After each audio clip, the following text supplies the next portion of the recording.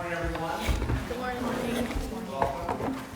My name is Eric Roush. I'm the Finance Director of the Senate Democratic Caucus. All my colleagues introduce themselves and learn who you are. My name is Judicial. I'm an attorney. My name is Tom Roberts, State Senator from the Dayton area, and I've been in the General Assembly 20-some years. My name is April Myers. I am a senior at Milford High School. I'm Allie Boone. I'm also a senior at Milford High School. Laura Reesner, senior as well at Milford. Renee Moresby, senior at Milford High School. Glad you all be here. This is Unit 1. We're going to ask question number 3. What should be the major purposes of government according to classical republicanism? According to the natural rights philosophy, what should be the major purposes of government? What do you think should be the major purposes of our government today? Explain and justify your response. Classical republicanism is an early theory of democracy that holds the best kind of government is one that promotes the common good and the welfare of entire society. Its characteristics include civic virtue, moral education, and small uniform communities. The differences between classical republicanism and John Locke's natural rights philosophy are that classical republicanism stresses the common good over community and the natural stress of the individual. Civic virtue is demonstrated when a person sets aside their own personal interests to promote the common good, and thus classical republics often drastically limit individual rights. Moral education is the idea that citizens must be taught to be virtuous based on civic religion. These virtues include generosity, courage, self-control, and fairness. Small uniform communities were necessary to prevent factions. This limited the degree of diversity within these communities. People residing within these communities often had similar wealth, religious or moral beliefs, and ways of life. To further prevent diversity, each community has an established religion, which is prohibited in our Constitution via Amendment 1. Classical republicanism is being influenced today by the government and by the natural rights philosophy. Because of the conflicting values of the classical republicans and the natural rights philosophers, there is a tension. The enduring tension between the two views in our constitutional democracy is tested once again today by issues such as the environment and immigration. Controversies surrounding the protection of old-growth forests and the increasing movement of peoples across the national borders exemplify this tension. The major purpose of government according to the natural rights philosophy is to protect the people from the government. Government should be as limited as possible to protect the rights all citizens share and keep the government from gaining too much power. Natural rights are derived from the citizens living in a state of nature, and they should be guaranteed life, liberty, and protection of property. Natural rights may not protect the nation as much as the classical Republican views might, but they guarantee that citizens should be able to pursue personal interests and protect their natural rights. Colonial philosophers like John Locke believed in protecting life, liberty, and possession of individuals. This philosophy was exposed during the Age of Enlightenment in the 1700s and 1800s. Locke was influenced by the Founding Fathers. He took the idea of how people would live in a state of nature where natural rights is without government, and the founders were weary of central government. Instead of restricting and taking away these rights, its primary function was to fortify these rights and protect them. Thomas Jefferson addressed Locke's idea in the Declaration of Independence, where he stated that there were laws that created by a supreme being for the good of humankind. Locke wanted to protect natural rights within a constraint of government. Our government today should serve the same purpose it was created to serve in the 1700s and 1800s. The right of the individual is the priority of our country, and the government should not infringe upon that right, nor should any other human. Although with the growing number of citizens, more and more problems are arising in the United States, the government should take steps to mend these problems, therefore practicing a limited classical Republican type of government. Some of the issues that citizens need to unite under and give up rights are with the environment. Classical republicanism is important because without it, people would not be willing to pay taxes which help out the community and our schools. It is also important that people focus on doing things for the community, but realizing that they can get enjoyment out of these as well. Natural rights are important because you have the right to do what you want to an extent in the government law. Okay. Both forms, classical republicanism and natural rights, are important to maintain within our society. There was, certainly classical republicanism believes that government works only in small, homogeneous groups. How do you think, if we are a classical republic, or we want that as an ideal, how do we deal with immigration? What do we do with legal or illegal immigrants in this country?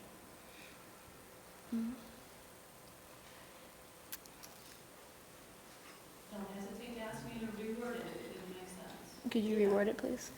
If republicanism is the idea that we're small, homogeneous groups, how do immigrants fit into that? Should we not be a republican anymore? What should we do? I feel like our nation today is, far too large for there to be the whole nation as a classical republic. Because if it was a republic like it was, say, in New York, when there was a lot of immigration, there were different communities, they lived together, and they tried to stay isolated with their own groups.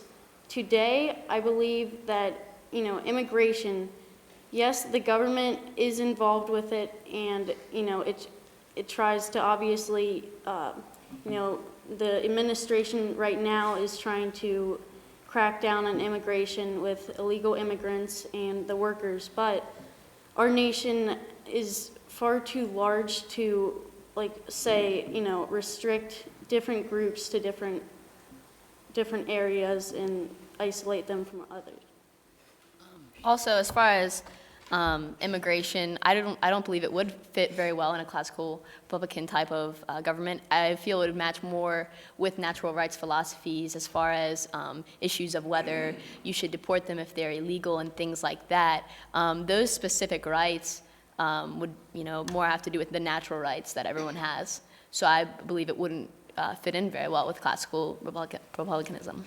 I also think with the issue of immigration, if we did have a classical republic society and including immigrants, you have to think that classical republicanism dealt with uniform communities, and we have immigrants that are of different religion and race than us, and that wouldn't fit well with a classical republic kind of societies. Mm-hmm.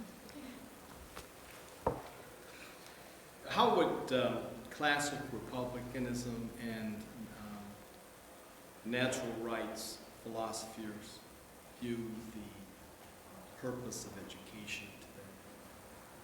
Can you repeat it? The classical republicans would view education today as needing to be all of the students with the same views, all the higher class students should all be together, all the smarter kids should be together, because they didn't really like the whole idea of everyone being able to do what they want. They wanted what was good for the community. So the classical republicanists would look at the higher class students should be together as well as the same education level students should be together. And also to kind of add on to what Ali said, I believe classical republicanism would want education to be more federal or state focused, basically the government taking care of education, whereas natural rights philosophers would look to it more as your own personal responsibility to educate yourself. And they would also, classical republicanism would have one set curriculum, as Ali was saying, so that the whole area would get the same education, whereas natural rights might focus more on different topics and things pertaining to the person and their individual interests. So what responsibility for education do you think government should have? I think the government should intervene and make steps towards making sure that everyone does have an education. Like those who might not be able to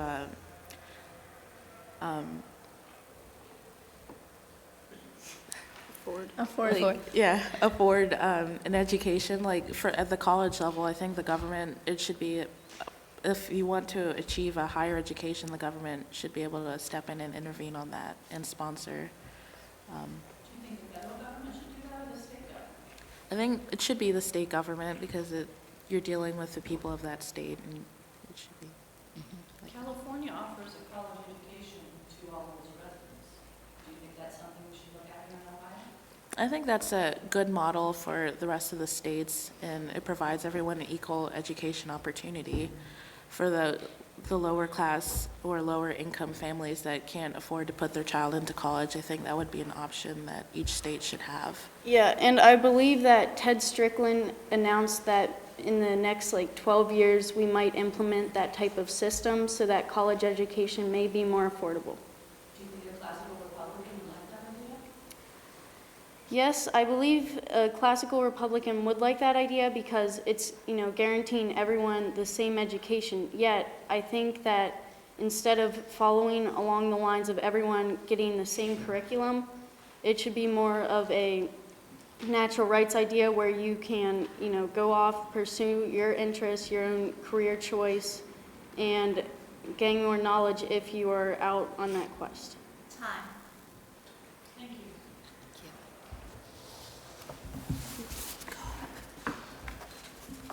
Well, you did well with your presentation.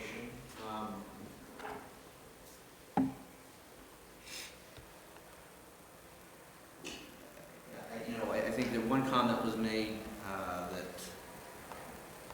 Locke was influenced by the founding fathers. I didn't know if you meant that Locke influenced the Influenced, founding yeah. fathers, Yes.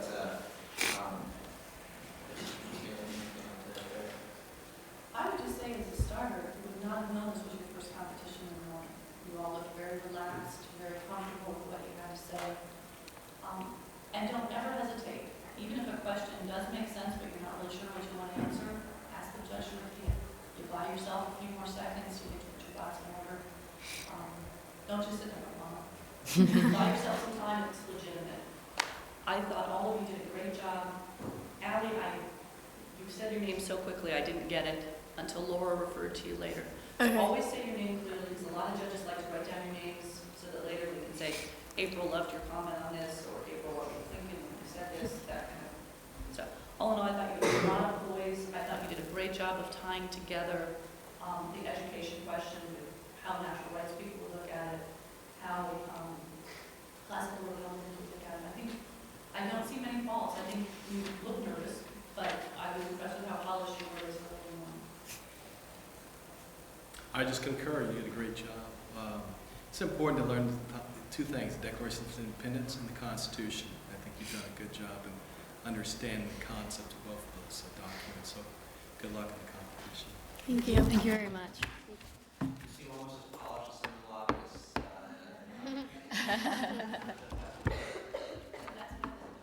Yeah.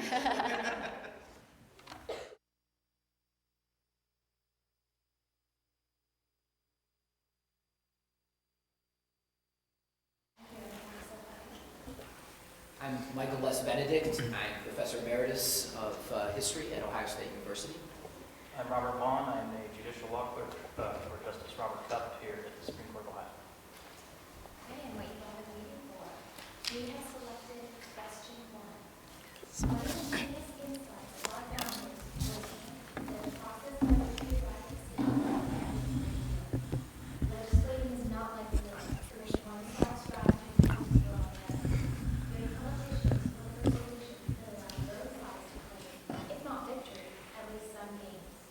Do you agree or disagree with this constitution? Why? What process did the founders use for writing decisions during the Philadelphia Convention? What compromises were agreed to that allowed both sides to claim some gains? In order to resolve issues, the government must think of every side to an argument and understand each side's specific views. It is important to have an open mind towards others' beliefs and let them choose their own opinions instead of focusing views on them, or it can become like a war. A good government will find a solution that helps every side gain some good, if not total victory. On May 25th, 1787, 55 delegates from the various states except Rhode Island all met in the Pennsylvania Statehouse. This began the legendary Philadelphia Convention of 1787. When these delegates came together to discuss such controversial issues, such as the representation of their states, certain rules and regulations had to be instated. The first order of business for the convention was to elect a leader, or a president, to take charge. George Washington, as a beloved national war hero, was the unanimous choice for the delegates. The representatives consisted of people qualified to participate in the government, which excluded women, free blacks, and men without property. To keep order throughout the convention, a certain process took place every day so as not to have complete chaos in the State House. In James Madison's notes from the convention, he states what the delegates had agreed on as a daily routine.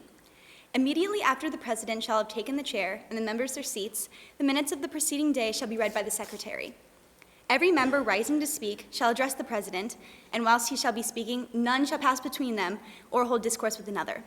A member shall not speak more often than twice without special leave upon the same question, and not the second time before every other who has been silent shall have been heard if he choose to speak upon the subject. Orders of the day shall be read next after the minutes, and either discussed postponed before any other business shall be introduced.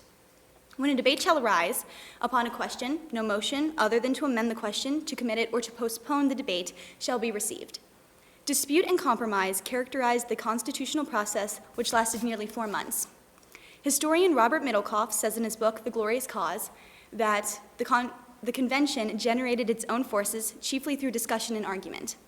After 4 brutal months of debating, arguing, and compromising, on September 17, 1787, the delegates unanimously accepted and signed the final document. The first step of establishing a new nation was complete. There were some compromises, however, that had to be reached in order for both sides to claim some gains. The first issue was that of representation within large and small states. The agreement they came to is the Great Compromise, where Constitution creates a bicameral legislature. In the House of Representatives, representation was to be determined by population, and a census would be taken every 10 years to record the results. The second issue was if slaves should count as a part of the population. The delegates reached the 3/5 compromise, where slaves would be counted as 3/5 of a person when apportioning representation and taxation. The third issue was about tariffs. The Commerce Compromise was then reached, where the Constitution allows the federal government to tax imports but not exports. The fourth issue was about the slave trade. The Slave Trade Compromise was then attained, where Congress was given the power to ban the slave trade after 1808. The last issue was about executive elections. The compromise on this issue was that the president was to be elected indirectly by the Electoral College to a 4-year term of office. Through much compromise, the delegates were able to establish a new nation in its entirety.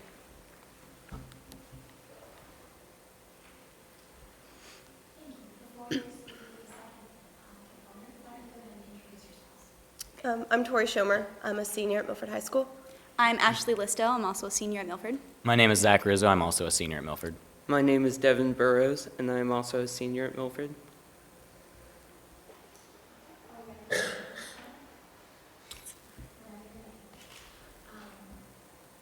you think this specific process that you mentioned, going through the note-taking and the presentation to the president, aided in reaching a compromise? Well, I think that you need a specific daily routine in order to do everything and to keep everything organized. Because if you don't stay organized, you're not going to be able to successfully get all that you need done in a correct way.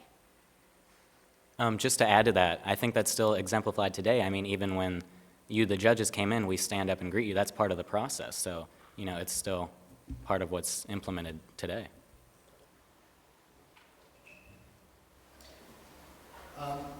What about the structure of the Constitution, the structure of the system that the framers created when they created the Constitution? Can you identify some ways in which that structure, meaning, of course, the House, Senate, and the way bills are passed, the President, how that structure encourages compromise? Do you think it does or doesn't? Can you identify some ways? Can you repeat the question? I'm sorry. The Constitution creates a structure in order to get anything done. You have to pass a law, for example, Yes. right? How does that structure encourage compromise? Well, I believe in structure, you are giving everyone an equal chance to either agree or disapprove the law. The law is going through a process which everyone has an input on what they want to add or subtract from the law, and that the law will be equally placed. Everyone gets to vote on if the law is going to be in place or not. I would say, just to add to that, like, you know, when, I don't know, if I watch C-SPAN sometimes. So I watch some of those things, and, they come and they present their issues, and they're compromising on those issues. At the bottom of the screen, it'll say how many are voting yes, how many are voting no. And while they're reading all this, they're compromising, giving other opinions. And I think that's a very important way in which our government is run. I think it's effective. With respect to compromise specifically, you mentioned the compromise regarding representation at the convention. What were some of the differences between the northern and the southern states? How were some of those compromises resolved? Some of those differences resolved through compromise? Well, definitely with the Three-Fifths compromise and everything, seeing whether slaves should actually be represented as a whole person or not. The South did not, agree with that, and the North said that they should. So then they just came to the compromise of the Three-Fifths. They weren't considered a whole person in the population, but they were also considered part of the population. So that's a difference that they made, and they compromised on it. I would say also another important issue of the Three-Fifths Clause is that many people, they view slavery as slaves are the property. Well, in the Three-Fifths Clause, they were counted as 3/5 of a person. I mean, even though they weren't a whole person, they're still counted as part of the population, which considers them humans, not property. Can you explain more about the compromises that you mentioned and explain how each side felt that they gave something from that compromise? Well, going along with the Three-Fifths compromise, for instance, the North and South were divided on their opinions on slavery, for instance. The North was against slavery and the South was very for it. So with the Three-Fifths compromise, I think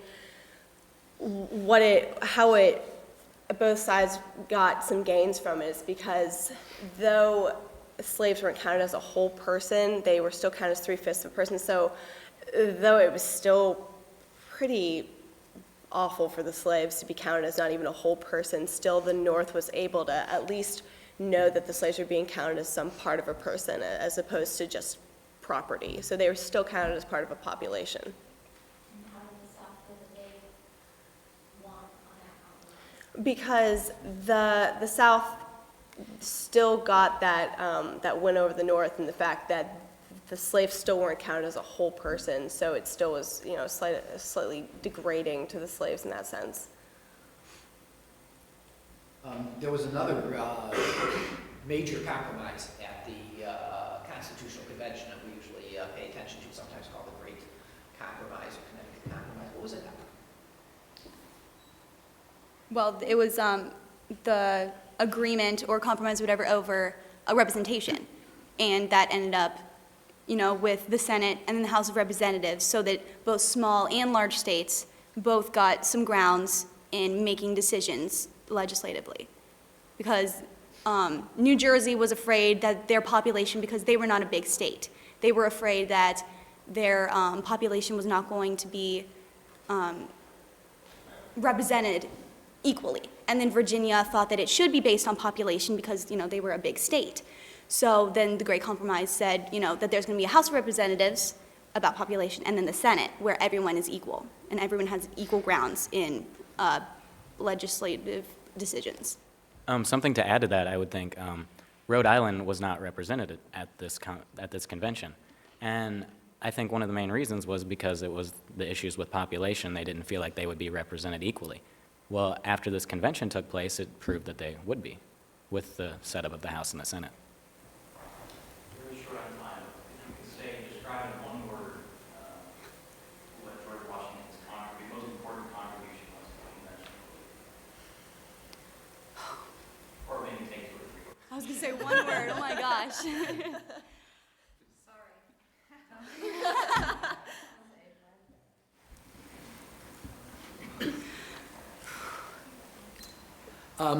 Some comments and suggestions that might help you also in your latest. The question had a major question, and then it had 2 sub-questions: process, and then what compromises were agreed to. You didn't specifically mention the compromises that were agreed to in your presentation, or at least you didn't tell them, which is why we brought them out from up here. Make sure that you look at those questions and answer each part of the question. you'll have many opportunities yet. You did a nice job here with what you did attend to. Make sure you attend to everything in the course of your discussions. I guess I'll address everybody because you'll be doing this in the future. As you mentioned, I was going to say two notes during the second component. So I think just for comfort, we're looking down as those two refer to the notes. I don't think you actually are able to view them or read them, but just to not distract the listener, just move them out of the way so you're not even tempted to look at them, not go to them for comfort. You all know the information well, there's no need to refer to your notes for that second component. I think y'all did a great job. Very poised, very addressed us directly, respectfully, and good voice levels. We were able to hear you. Your speech was clear. Great job on those points. Thank you. Thank you. Thank you.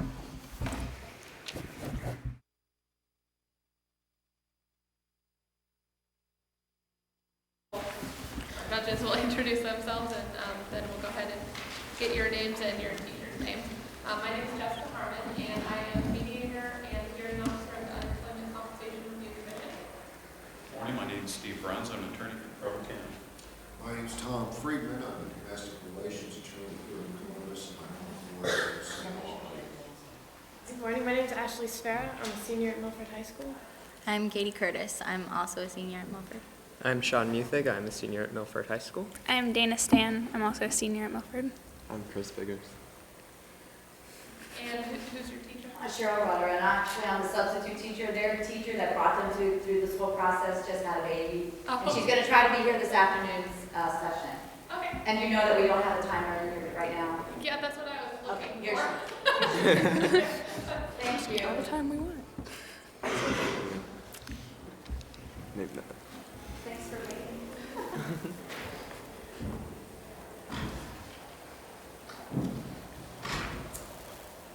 Are you ready? I will go ahead and read the first question and then let you guys answer. We're doing question number 1. The framers intended an independent judiciary, but also an accountable one. A separate branch of government, but one embedded in a set of institutions that provided important checks and balances. How does the Constitution provide for a judiciary which is at once independent and accountable? What other institutions provide important checks and balances, and how do they do that? How well have the goals the framers set for the judiciary been achieved? What evidence can you offer to support your position? When the framers mapped out our government, they intended for the Supreme Court to preside over the majority of the judicial branch. This, however, was essentially the only point that the framers established. It was not until the Judiciary Act of 1789 that the judicial branch's powers were explained in depth and decided upon. This act, along with the original ideas of the framers, now allows the judiciary branch to be both independent and accountable. The Supreme Court is independent, but various processes and people can check the Supreme Court to make sure it is functioning properly. First, Supreme Court justices are not elected in order to prevent association with a political party. The justices also serve for life or good behavior and have a set salary, encouraging them to make the decision that is just rather than popular. If they do not adhere to the Constitution, they can be impeached by the House and, if found guilty, removed by the Senate. However, this is a rare occurrence as only 13 federal judges have been impeached in the history of the United States. The Senate also screens a Supreme Court justice selected by the President to ensure that a justice is selected for his ability to make a just decision, not to be a direct representative of the President's politics. Finally, the concept of judicial review, set up after the rulings of Marbury v. Madison, enables the judicial branch to declare acts of another branch unconstitutional. The judicial branch used this power in the Supreme Court case United States v. Nixon in 1974. As an act of executive privilege, President Nixon refused access to audio tapes that would otherwise prove his involvement in the Watergate scandal. However, the Supreme Court declared his act unconstitutional and ordered Nixon to oblige to the subpoena, forcing him to allow access to the tapes. Because of these checks, the power to interpret the Constitution is solely placed in the hands of the judicial branch, deterring any interference with the judgment of any other branches. While the judicial branch has components that allow for checks, other institutions have similar checks in place to ensure that the government runs properly. The CBO, or Congressional Budget Office, prevents Congress from spending too much or increasing taxes unnecessarily. Because of Congress's budget, They only allocate a certain amount for federal courts, limiting the number of cases per year. Likewise, as stated in Section 2 of Article 3, Congress has the ability to decide appellate jurisdiction by ruling what subject matter can be included in cases that the federal court hears. While not an institution, the people can restrict the courts through their responses to the court's decisions. If a person does not oblige to the court's decisions, the only way the ruling can be enforced is through military or police action. After the Brown versus Board of Education ruling, people found ways to get around the law, and their behavior was not punished until the president sent in troops. Although the framers intended for judges to be selected on their ability to be just and fair, the process has become very political. When an individual is nominated, their entire life is reviewed. One example of this is Judge Samuel Alito. In 2006, he was selected by George W. Bush and put in the spotlight, revealing his opinion about abortion and presidential powers. People now feel that background checks are important and necessary to the success of the Supreme Court. The goals of the framers set forth by the judicial branch have been shown in the unpopular but just rulings of Brown versus Board of Education and Miranda versus Arizona, when they were decided based on the constitutional rights of all.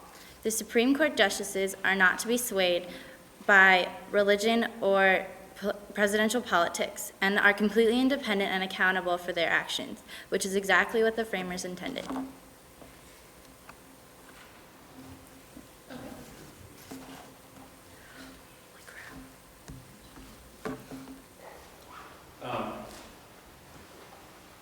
What opinions do you folks have about the independence of judges who have to be elected as opposed to federal judges who are appointed for life? And if you can, please cite any evidence that you have to support your opinions. Any examples? What you believe?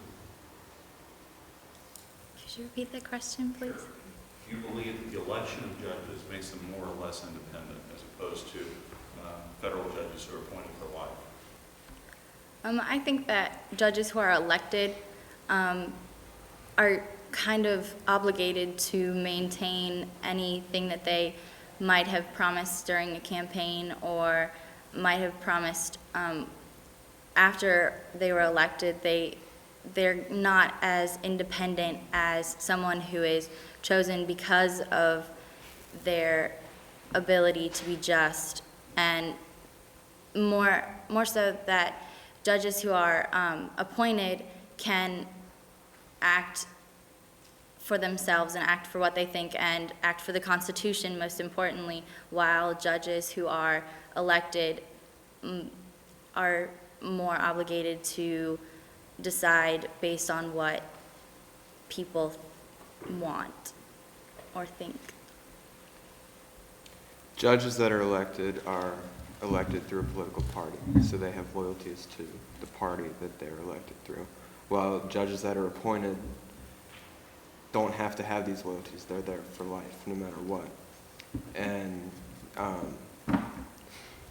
for instance, like Brown versus Board of Education, there's several other cases where the Supreme Court judges have gone against public views and what parties would recommend them doing.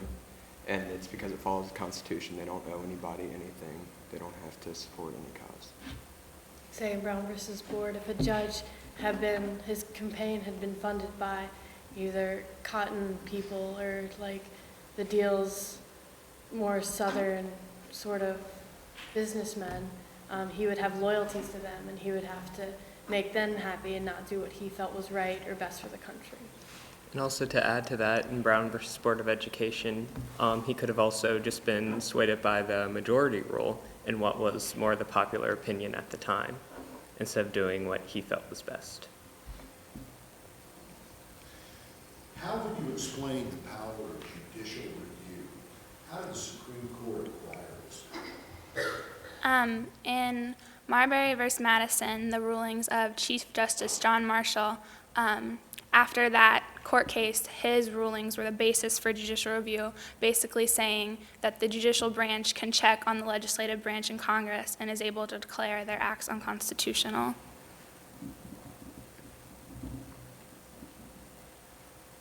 You've talked some about precedents, but what are precedents and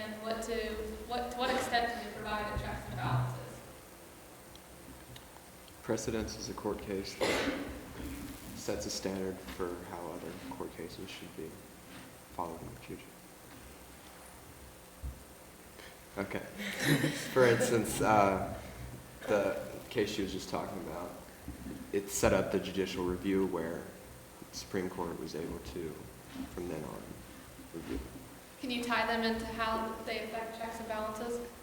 It allows them to check the other branches of the government and find laws that they pass unconstitutional or acts that they perform unconstitutional. It allows them to impeach, or not necessarily impeach, but go through the...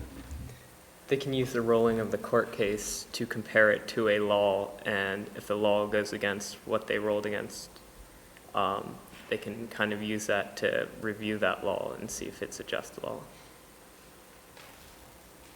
I want to ask a follow-up to the question I asked about the independence of elected judges. The flip side of that is we are a democracy. So isn't there some value to saying the judge should respond to the will of the people and be subject to reviews on election day? Well, since we are a democracy, I mean, everyone's views should be expressed, but there are obviously going to be radical views where, like, political parties usually have one view versus the other, and a judge shouldn't, an appointed judge shouldn't side necessarily. They should be able to look at what is just, what the framers had established for the laws of our country to decide what is fair and best suits the majority of people. I actually kind of want to contrast maybe the last sentence. People who they're appointed are supposed to follow the Constitution strictly. It's supposed to be there to protect people, even though we're a democracy and the majority usually wins in an election, obviously. That might not always be the best majority or the best opinion. Minorities and people who have different views need to be protected, and their appointed judges are to follow and adhere to the Constitution strictly for the protection of the people. Not just the majority. Not just the majority. And you said something about when they're appointed, you talk about their background checks.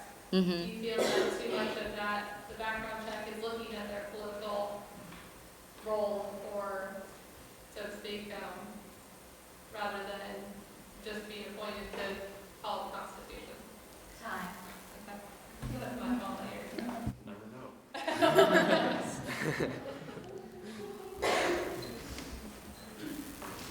All right.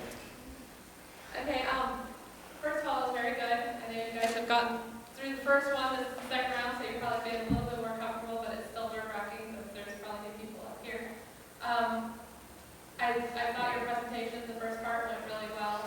You all took your time, little fast, but of course that's normal. And you've actually used all your time that you've had, so that was good too. And I feel like we learned a lot then. And your responses to the questions I thought were excellent. They were somewhat different and hard to understand, and it's fine to ask for clarification. If you don't understand it, repeat the questions. A very, very good tool to use because you do want to give a correct answer, so I thought you did that very well. Again, just take your time and do that type of stuff before you answer and understand it, and just be convicted, like have a strong conviction about what you're going to say though as well. Sometimes you tend to be a little hesitant about your answer. Your answer is your answer, and it's going to be right in the sense that these are kind of opinionated questions to some extent. I thought a nice job. Don't be afraid to disagree with each other either, too. Because once he says something doesn't mean you don't have to follow along step, and I heard some of that coming out, and it shows some moral courage and some intestinal fortitude. It's impressive. So nice job. The strength of a winning team is how they do on the follow-up question. And I could tell when you answered that follow-up question, one of you would say something, and I could tell that others of you were stimulated by what that person said to help you say your part in responding to the question. And I can tell from that I'm not sure how many weeks you spent in preparation for this, but I can tell the classroom discussion was stimulating. I can tell your teacher just didn't lecture you and you sat back, yeah. I can tell there was a lot of stimulating discussion in your class. And whatever the outcome is here today, I certainly hope it's that way for the rest of the year. Good luck. Thank you. Thank you.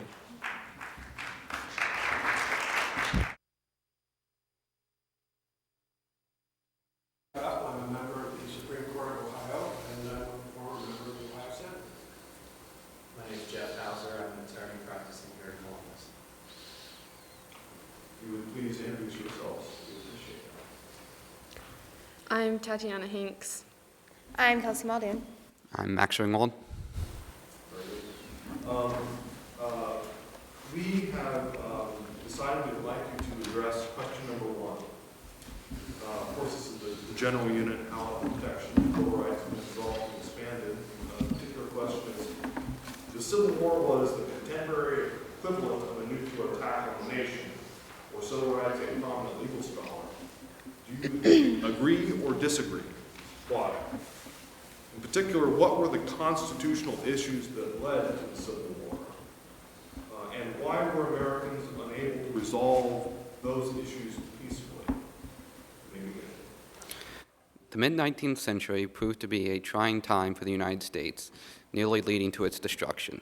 The division of the country created an atmosphere of panic and confusion, much the same way a nuclear attack on the country would send modern America into chaos and panic. From divided family members fighting against each other in the war to Sherman's total warfare march to the sea, America was in complete turmoil. The start of the war was similar to the nuclear attack on Hiroshima, with the loss of many lives and the panic that ensued. The causes and effects, including the struggle of slaves, made a resounding impression, causing chaos and practically anarchy, just as a nuclear attack on our country today. They were several constitutional issues that led to the Civil War. These problems resolved around not only the Constitution, but also the states' rights in accordance with federal rights. The Dred Scott case in 1857 was an argument about the interpretation of the Constitution and how it was dealt with. Justice Taney was a Southern judge who not only favored the concept of slavery, but allowed it to influence his decisions as a man of the courts. He ruled on the Dred Scott case that although a state has the right to grant African Americans state citizenship, African Americans could not be granted federal citizenship. He also stated that Dred Scott was not an American citizen, therefore he could not technically sue the United States. This ruling not only angered a lot of people in the way that the Dred Scott did, that he degraded Dred Scott, but also disturbed the North because they could not depend on the Northern territories to be not slave states, which caused an imbalance of free and slave states. Northerners were becoming upset to the fugitive slave law, which required escaped slaves to be returned to their slave state. This just pushed them to the limits. So if the differences between the North and South were so simple, why couldn't the internal war be resolved? Why couldn't the Union and Confederacy simply come to terms? The citizens simply had strong ill feelings towards each other. This combined with enhanced sectionalism, both groups believed that their side was right and the other was completely pompous and should take on their regulations. While the North was in favor of tariffs and against slavery, the South felt slavery necessary and tariffs were outlandish. These men and women had just become accustomed to being free from England and being able to voice their opinions. The stubbornness of the colonies over their opinions is what kept them separated at a time where they should have been celebrating their newly found freedom. The Civil War in the 1860s was equivalent to a modern-day nuclear attack. The government informed that America had worked so hard to achieve would be gone. During the Civil War, the American government was split and had to adjust itself to society and new standards. We have seen what can happen to our country when we become separated by opinions and refusal to negotiate. However, America has learned from her experiences.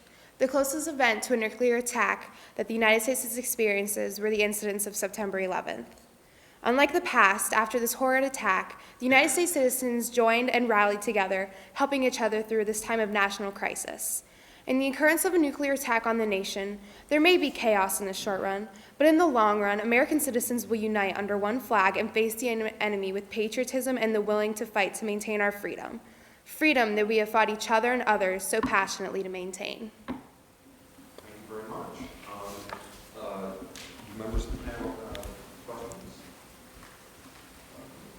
Let me ask this question to sort of follow up.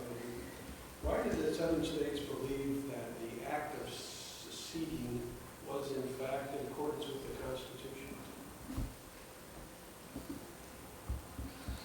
The South believed that that America was just a union, and that they were free to leave if they didn't agree.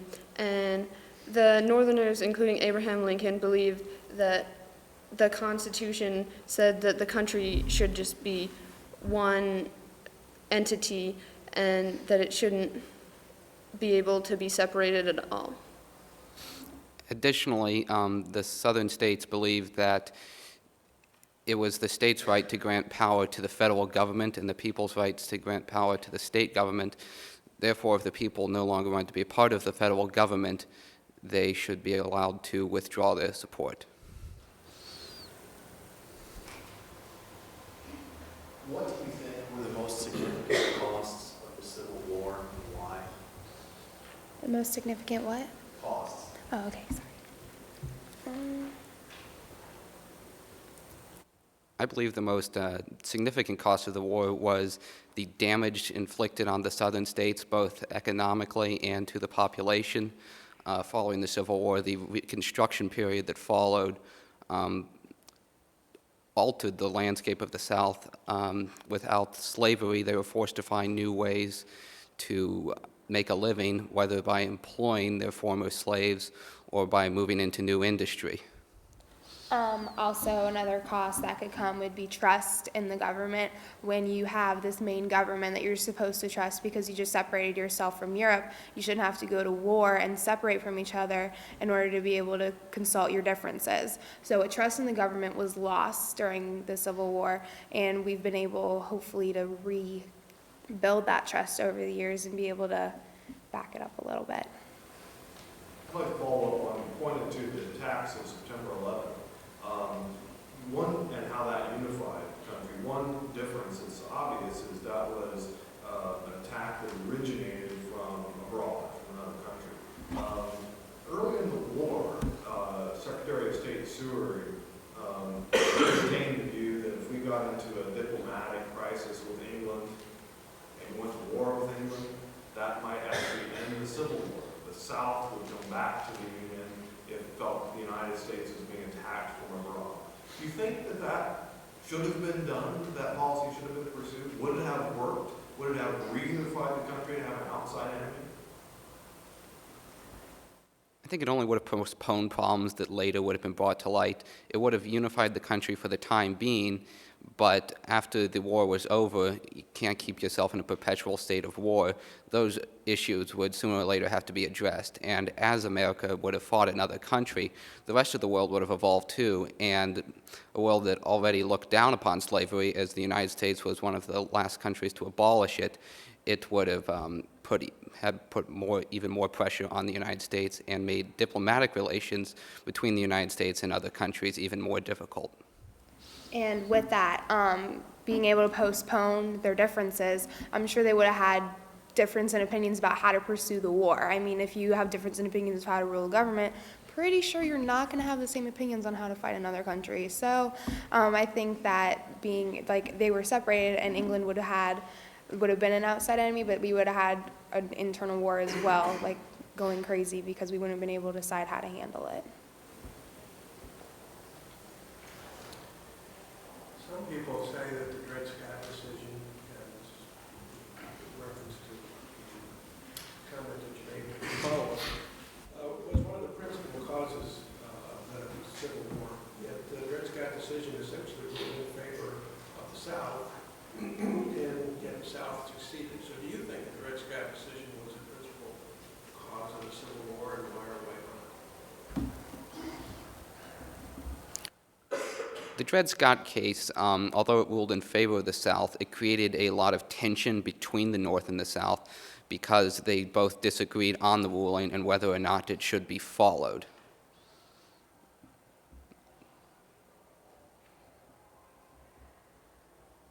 I was going to say something. Oh, yeah.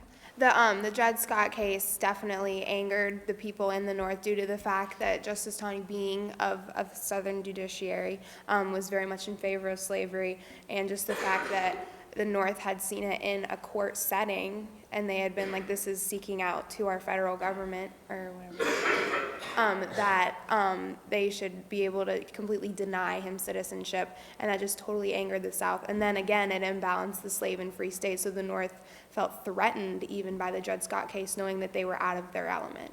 Yeah, the decision pretty much said that what the North felt didn't really count, that it didn't matter if they thought that slaves should be free in their states, and that it was the Southerners' right to have the slaves even in the free states.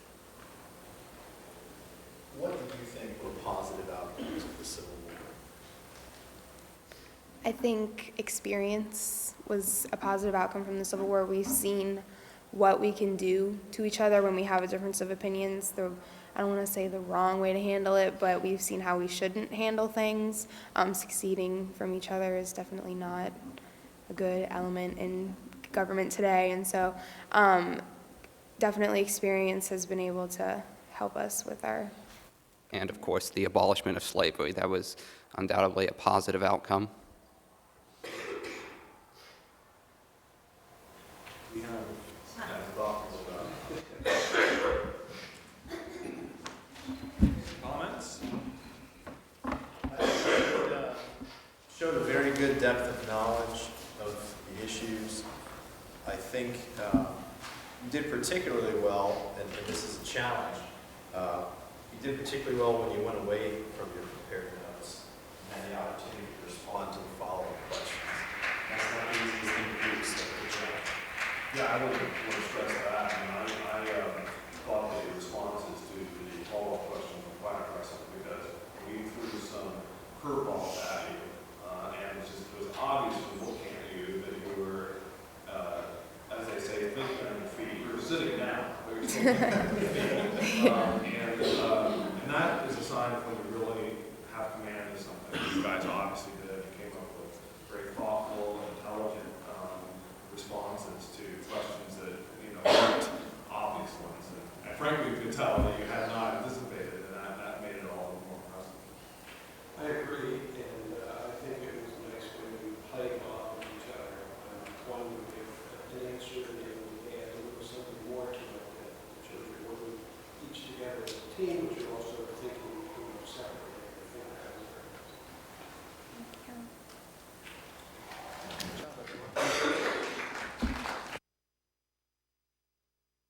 Welcome to the 2008 Ohio We the People competition. Let me introduce myself. I'll be your chair for this morning. My name is Mike Payne. I'm from Dayton, and my day job is judge at the Court of Appeals, the State Court of Appeals. I'll let my colleagues introduce themselves, beginning on that. Good morning. My name is Michael Skindo. I'm a state legislator, a member of the Ohio House of Representatives. I'm also an attorney. I'm from the Cleveland area. Good morning. My name is Dan Hilson. I live here in Columbus. I'm a lawyer, and I am also a lobbyist, and like Representative Skindell, work at the State House. And this is Milford, Unit 5. Yes. If you would introduce yourselves to us. I'm Hannah Schneider. I'm Lydia Bullock. My name is Drew Casey. I'm Amber Strunk. And I'm Heidi Swenson. The question that we would like your thoughts concerning this morning is the following. No, it's not this one. Here it is. All right. What are the costs and benefits that freedom of speech and press offer to the individual and to society? Under what circumstances, if any, should government be able to limit those freedoms? Why? Under what circumstances, if any, should an individual's right not to speak be protected? Why? The framers established our government on the rights of the individual. Freedom of speech and press are just a few of those rights. These rights are ensured to everyone, even if that person has something negative or hurtful to say. The founders of the Bill of Rights clearly wrote, Congress shall not pass any law obtaining anyone from freedom of speech. The U.S. has a representative government, meaning the power of its government is held with the people. Having the right to talk about opinions helps society grow for the more common good. Some forms of negative speech can be taken away, for example, slander. If you speak something that is a lie about someone and it hurts their reputation, there are penalties. You can be sued for slander, and the court will force you to pay damages to the plaintiff.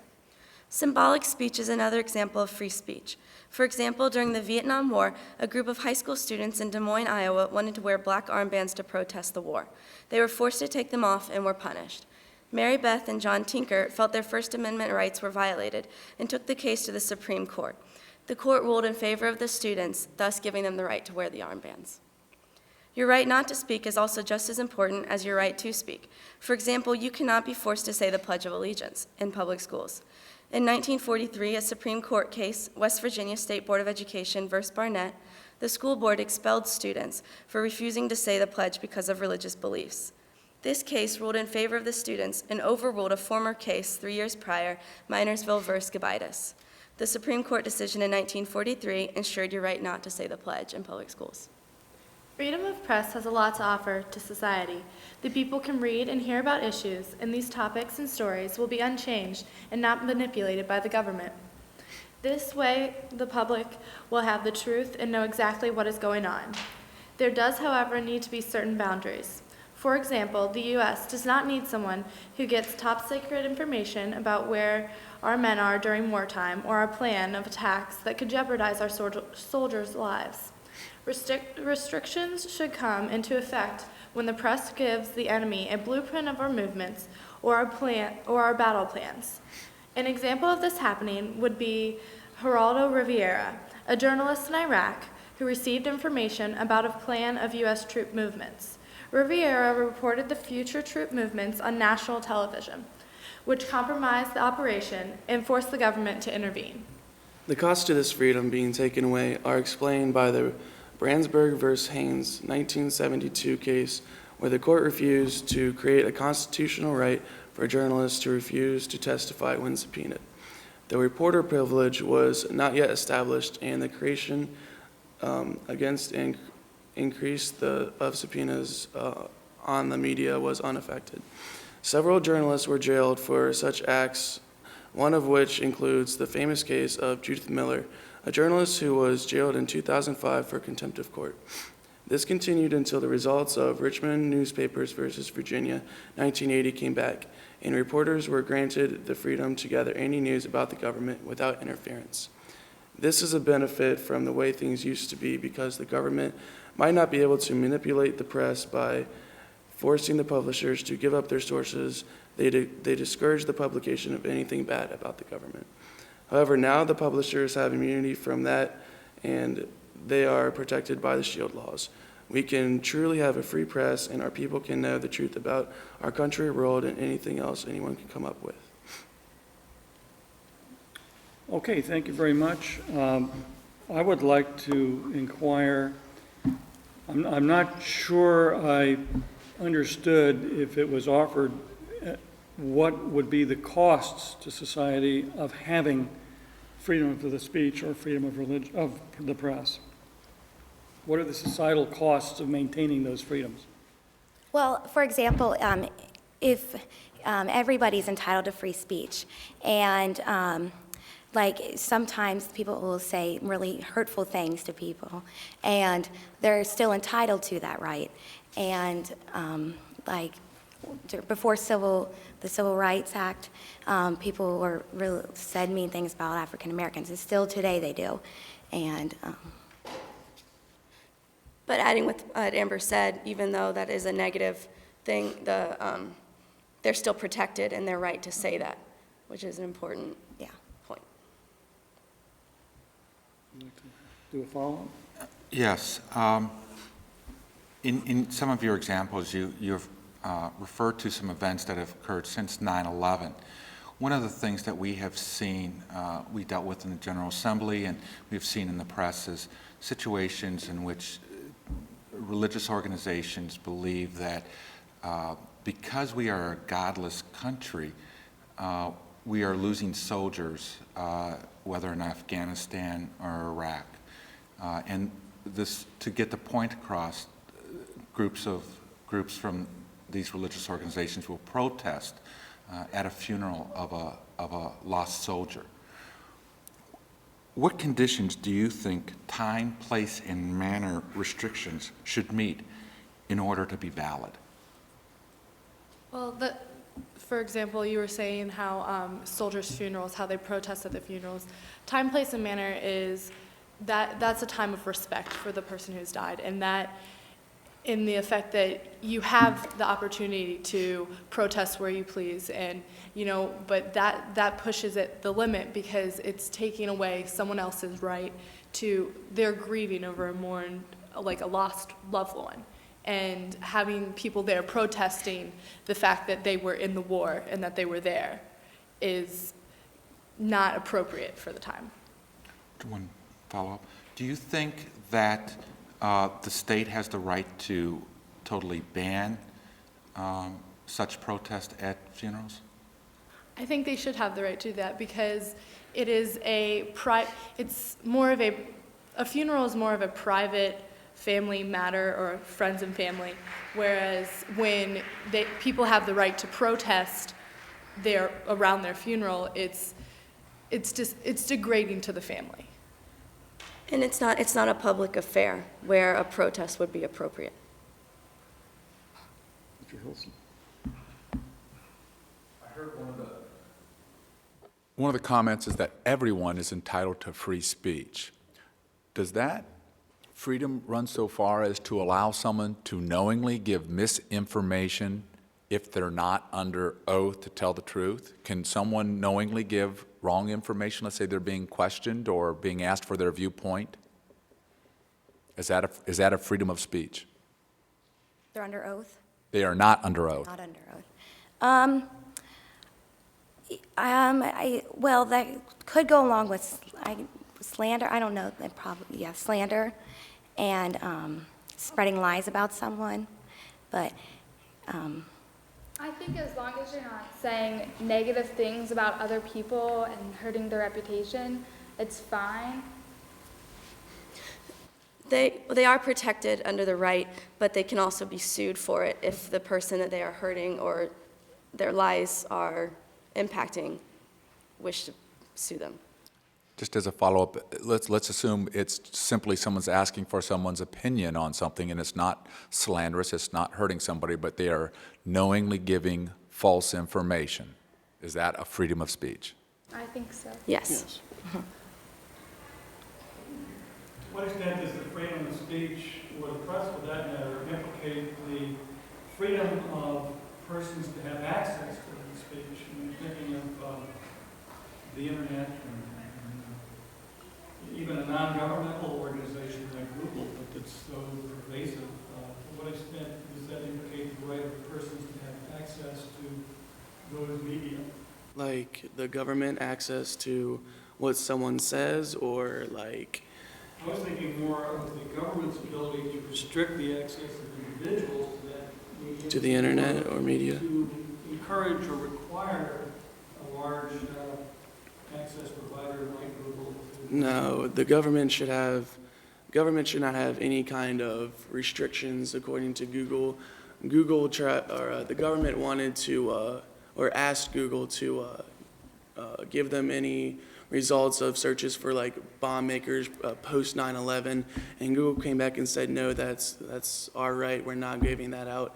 And I think that was the right thing for Google to do, to make sure that the people that use that know that the public knows they have, the insurance that what I would look is private and the government cannot get into my business. Well, but I suppose Google had acceded to the government's request or suggestion. That implicates some free speech issues.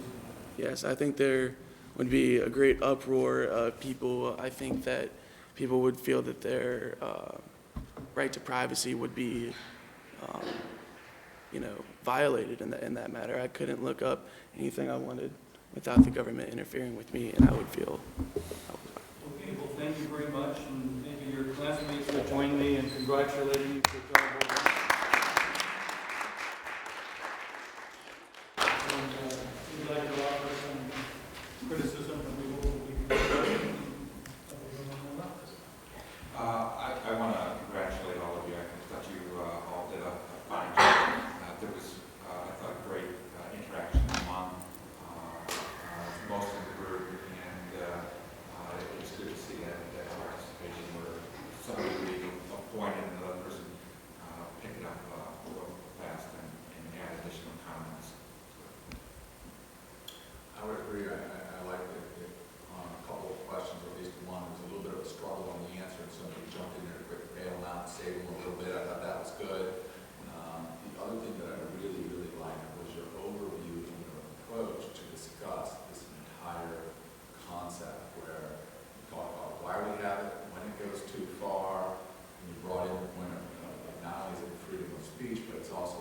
Assembly, and it's also freedom of acts. I mean, it was just to cover the whole breadth of this particular Bill of Rights. I thought it was very well done.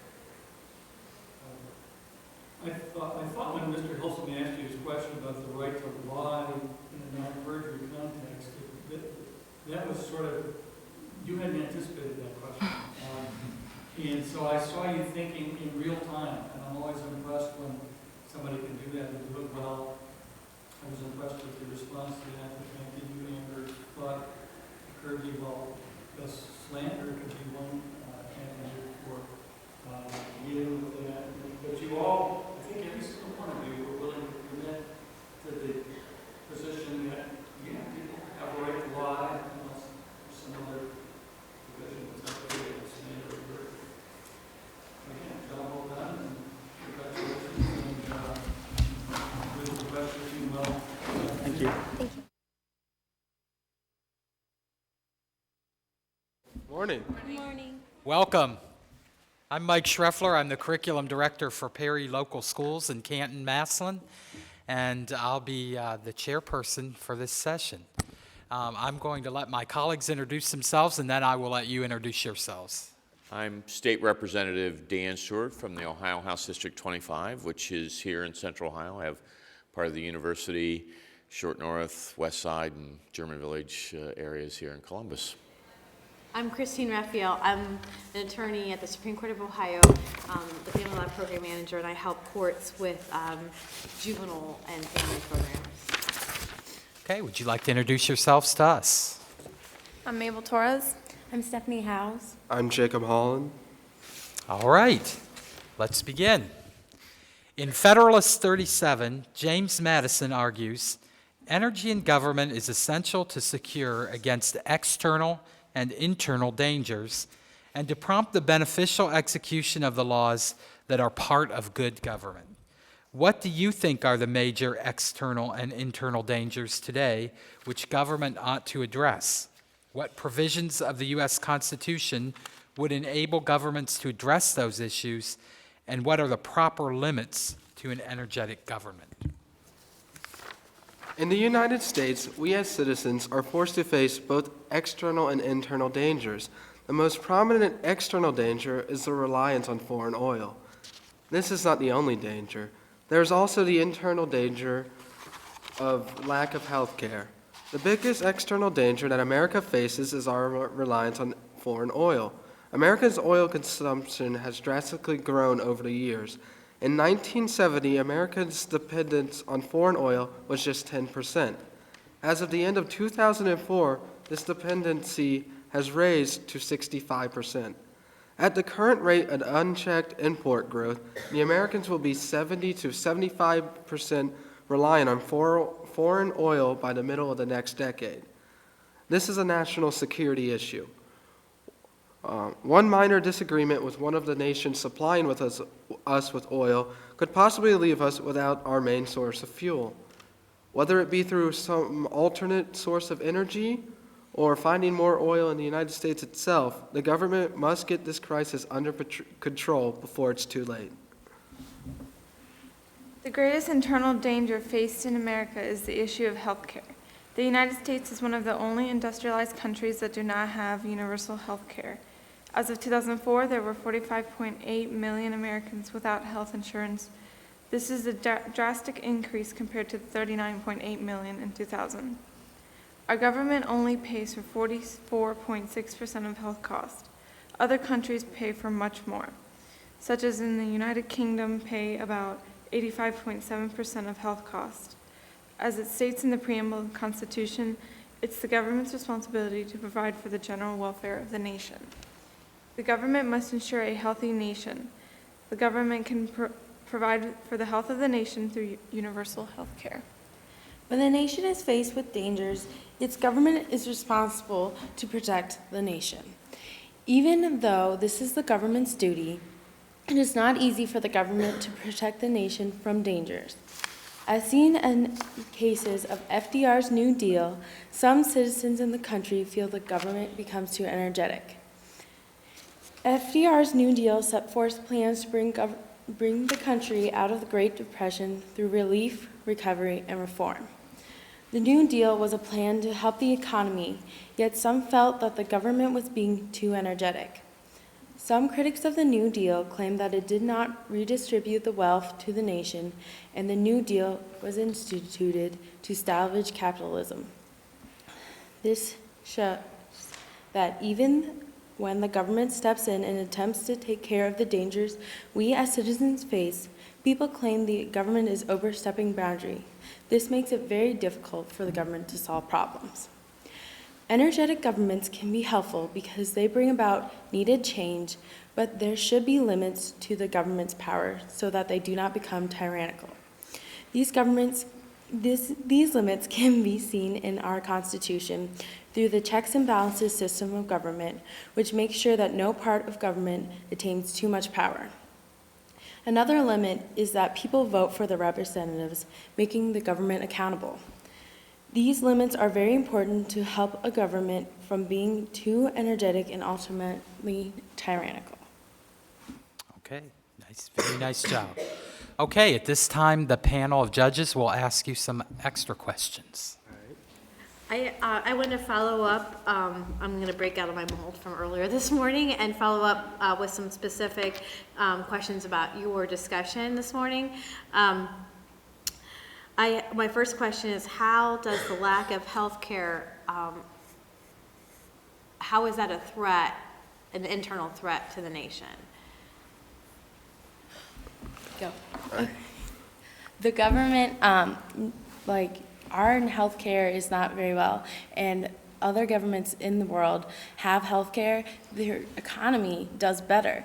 Their people pay less actually for health care because they are not paying individual health care. And yes, they have taxes that go to it, but overall they're paying less.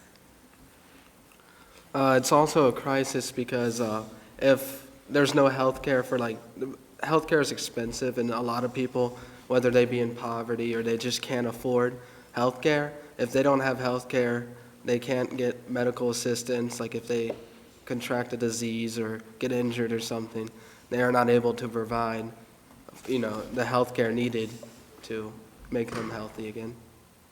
I also think that there is such a large amount of people without health care that it becomes, an important issue with the amount of people that don't have health care.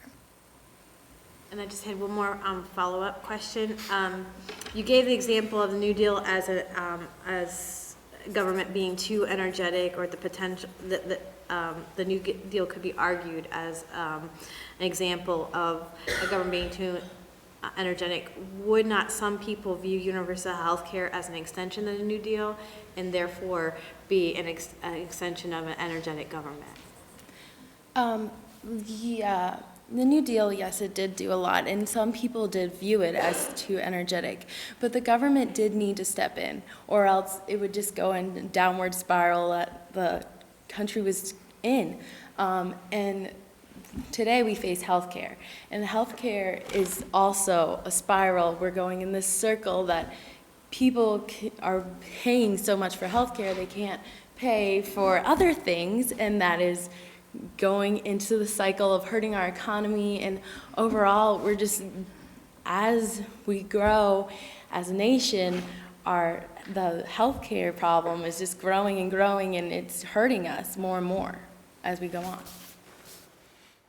Okay. How can citizens influence government to take or refrain from taking action on issues they believe as important? Can you reword that, please? Sure. How can citizens influence our government, either to take or refrain from taking action on an issue that they feel is important? How do citizens participate in that role? Oh, all right. Well, one, we have the election process where we can elect the people, like the candidate who best, fits those issues that we feel important. Like, say, if you feel an issue is really important, you would elect a candidate who you feel supports the same issues as you and will make sure that the issues are taken into consideration and worked upon. Also, you can always contact like your representatives and say, hey, this is important to our country. Hey, I really want this. And if you have a lot of people, like you can protest, you can sign things. Petitions. Petitions, that's the word I was looking for. You sign petitions and things like that. It's really easy to contact. There's lots of websites out there about our congressmen in state and national and ways to contact them. So, yeah. I also agree with Jacob. I believe that people have the power to vote for a candidate that they think will help them, and so. Okay, good job. Jefferson talked about if a government gets too energetic that they can be oppressive. And you talked a little bit about that, but can you give some further examples, maybe modern examples of where government has been too energetic and almost to the point of oppressive? Well, I don't know if this would be as a good thing, but Burma today, they're going against, they're trying to cut down on people using the internet and talking to other people, so they're trying to keep their problems in their country so that the countries around cannot see it. Obviously, through cell phones and things like that, people have gotten the word out a little bit, like, this is a problem, we need help. But the government wants to keep it in, and they are becoming too powerful. They are trying to take over their citizens' lives. So that's a common example today. Another thing that could be used in that sense of the government getting too energetic, is the issue with the wiretapping with George Bush, is that how there was wiretaps to unsuspected terrorists trying to protect the country from the dangers, but people feel that the wiretappings violate the constitutional rights of privacy.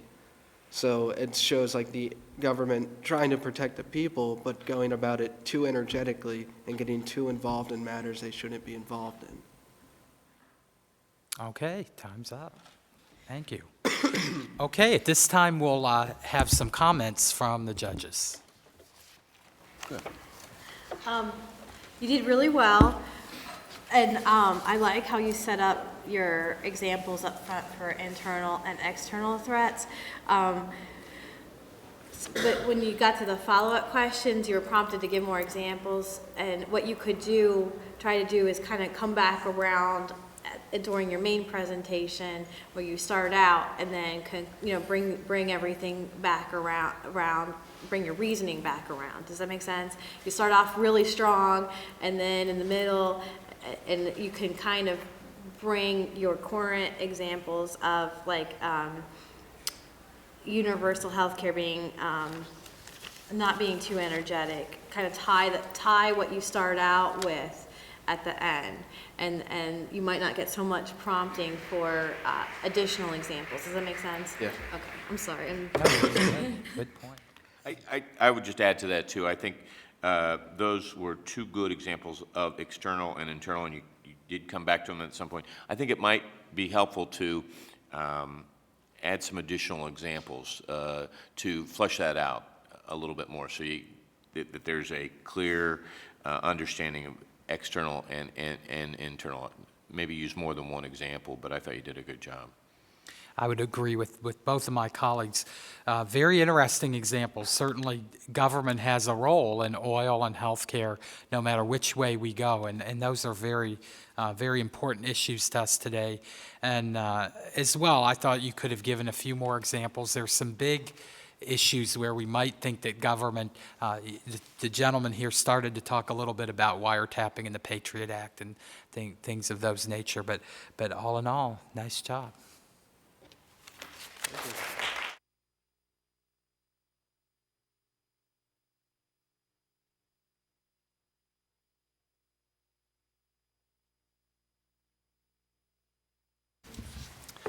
Good afternoon. Afternoon. My name is Bob Priest. I am a middle school We the People teacher at Van Wert Middle School and have, for the last 7 years, been a high school We the People teacher. My name is Heather Mann. I'm a legislative policy advisor for the House of Representatives right across the street. My name is Rob Mullen, and I'm an aide to Congressman Regula, Canton, Ohio 16th District. Would you please introduce yourselves and your teacher? I'm Tori Schomer. I'm a senior at Milford High School. I'm Ashley Listow, and I'm also a senior at Milford High School. I'm Zach Rizzo. I'm also a senior. I'm Devin Burrows, and I'm also a senior. And that is Mrs. Downey, who is our government teacher. Well, welcome. Hopefully you're a little less nervous than what you were this morning. Had a good lunch, and we'll begin. This afternoon we're going to ask you question number 3. The Virginia Declaration of Rights has been hailed as the, quote, the cornerstone of the constitutional system, end of quote, because it, again quoting, it contained many constitutional firsts. Identify the constitutional first or basic principles in this document and explain their significance. In what ways did the Virginia Declaration influence the United States Declaration of Independence and the United States Constitution? What rights that we enjoy today under both our state and federal bills of rights were included in the Virginia Declaration? You may begin. The Virginia Declaration of Rights states basic rights that all members of society should be entitled to. Included are equal rights that cannot be unequally judged or enforced. The Virginia Declaration of Rights is a written document calling for American independence from Britain, while also holding to the natural rights philosophy. It was adopted unanimously by the Virginia Convention of Delegates on June 12, 1776, and later became part of the Virginia State's Constitution. It influenced a number of later documents, including the United States Bill of Rights and the French Revolution's Declaration of Rights of Man and Citizen. The Virginia Declaration of Rights was drafted by George Mason and later amended by Thomas Ludwell Lee. Mason based this document on the rights of earlier documents, such as the English Bill of Rights, and it can be considered the first modern constitution protection of individual rights in North America. According to Encyclopedia Britannica, this document consisted of 16 articles on the subject of rights, pertained to the people of Virginia as the basis and foundation of government. While the goal was for the Virginia Declaration of Rights to affirm the natural rights to life, liberty, and property, it also describes the government as the servant of the people and also restricts it as such. A copy of the Virginia Declaration of Rights under Article 5 states that the legislative and executive powers should be separate and distinct, and this was later adapted into the Constitution. Also, according to Article 7, the power of laws and execution of laws must be under the consent of the representatives of the people, and people must be aware of what they are being charged with. Coinciding with this is Article 8. To be charged with a capital or criminal charge, you must be proven guilty in unanimous agreement, and the jury must be impartial to the case for which you are being charged. It also states that excessive bail should not be required, unreasonable fines imposed, nor should cruel or unusual punishment be enforced. A warrant must be in place for anyone to search any property of the people being accused of a crime. The ideas behind both of these restrictions of the government are that a person will not be criminally charged for a crime they did not commit, and that they cannot be searched without reasoning. The Virginia Declaration of Rights outlines the freedom of press, stating that the government should not have the power to limit this freedom in any way, shape, or form. The Virginia Declaration also outlines some of the following basic rights that are now found in the Constitution and the Bill of Rights. Today, obtaining a search warrant to have property checked by police is still required. The protection of personal property also derived from the Virginia Declaration. And also included in this document is the right to a jury of impartial citizens unanimously agreeing upon guilt or innocence, and the right to a speedy trial. The legislative and executive branches of government are still separate to not allow overpowering of either branch. The freedom of press is still in place today to allow magazines or any person to write and, along with freedom of speech, to publish articles as long as they do not infringe on others' rights. Also today, our religious beliefs are still protected so that people in this country can practice a religion of their choosing without the government interaction or interference with regards to others' rights. Today, we recognize that the overall importance of the Virginia Declaration of Rights was to provide individual rights rather than just protecting members of Parliament or simple laws which can be easily passed and changed. Thank you. At this time, would you please remove all of your notes? We have some follow-up questions. First, I'll allow my colleagues to start. In your opinion, Were there any rights that were omitted from the Virginia Declaration that you think should have been in the Virginia Declaration?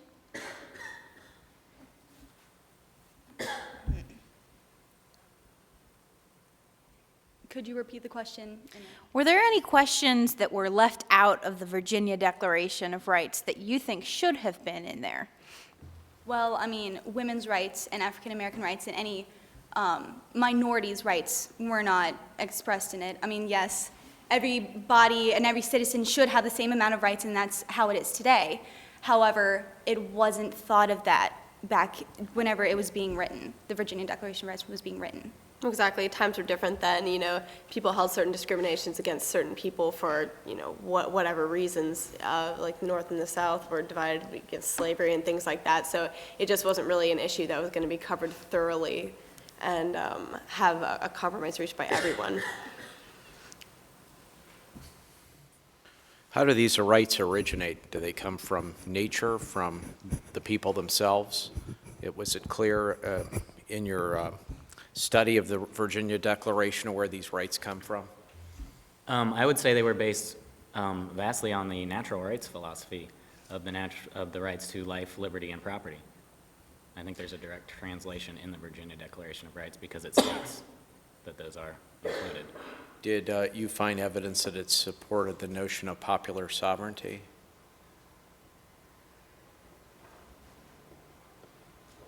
Well, let me back up. Did you find that the Virginia Declaration looked for a balance between what a majority of the people would rule versus what those rights would be? For example, could a majority of voters or the state legislature go against those natural rights and restrict those rights? I think so, because much of what was in the Virginia Declaration of Rights was then instituted into the Constitution.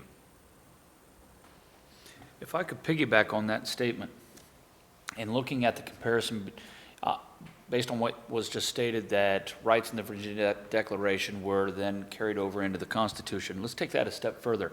Are there any rights that are in the Constitution that were duplicated in the Bill of Rights? And if so, why?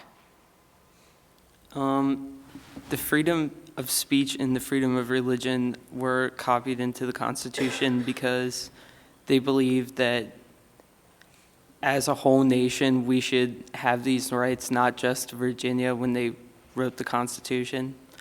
And they believed that it should be equal to everyone, not just singled out to a certain part of the community.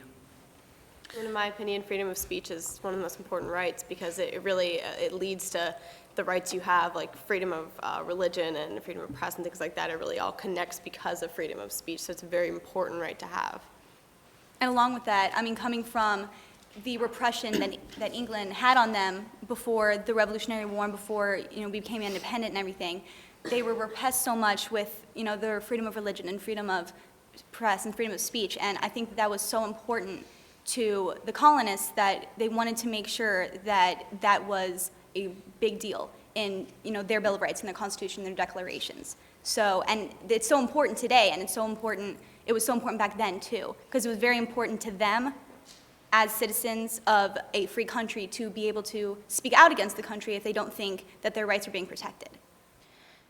The founders obviously thought some of these rights were so core that they carried over from the Virginia Declaration into the Constitution. Are there any rights in a modern context, any of those rights that you believe have been abused in a modern sense, and can you give an example? Freedom of religion. There's a student at Mason High School who asked for his own separate prayer room.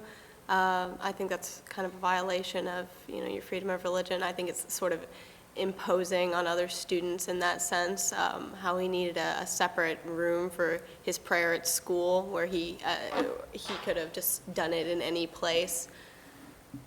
But then again, along with the freedom of religion, he has that right to, in America, he has that right to have that freedom of religion. I mean, yes, there is a split between religion and state and all that, but if he wasn't imposing on anyone else's rights, which I don't think he really was, then I didn't really see a problem with that. personally. You stressed the importance of the English Bill of Rights and the impact that that had on the Virginia Declaration of Rights, the Constitution, etc. What is in the English Bill of Rights that we can see in any of those three documents here in America?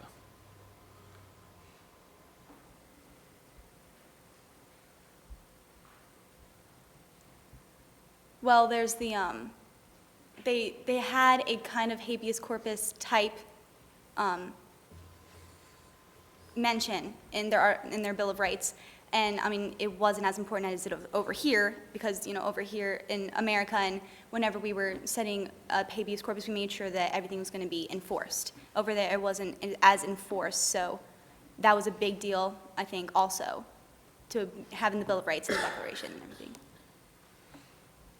Does the Virginia Declaration recognize that sometimes for the public good you have to infringe on some of these rights?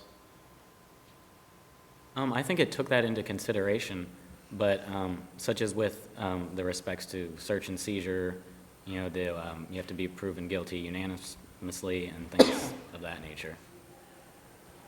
So those things are still protected, even though sometimes you need to go, you know, find your information.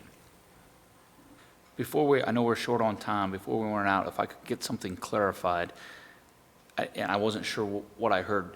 Did the Virginia Declaration of Rights call for the independence from Great Britain? You can answer that if you want.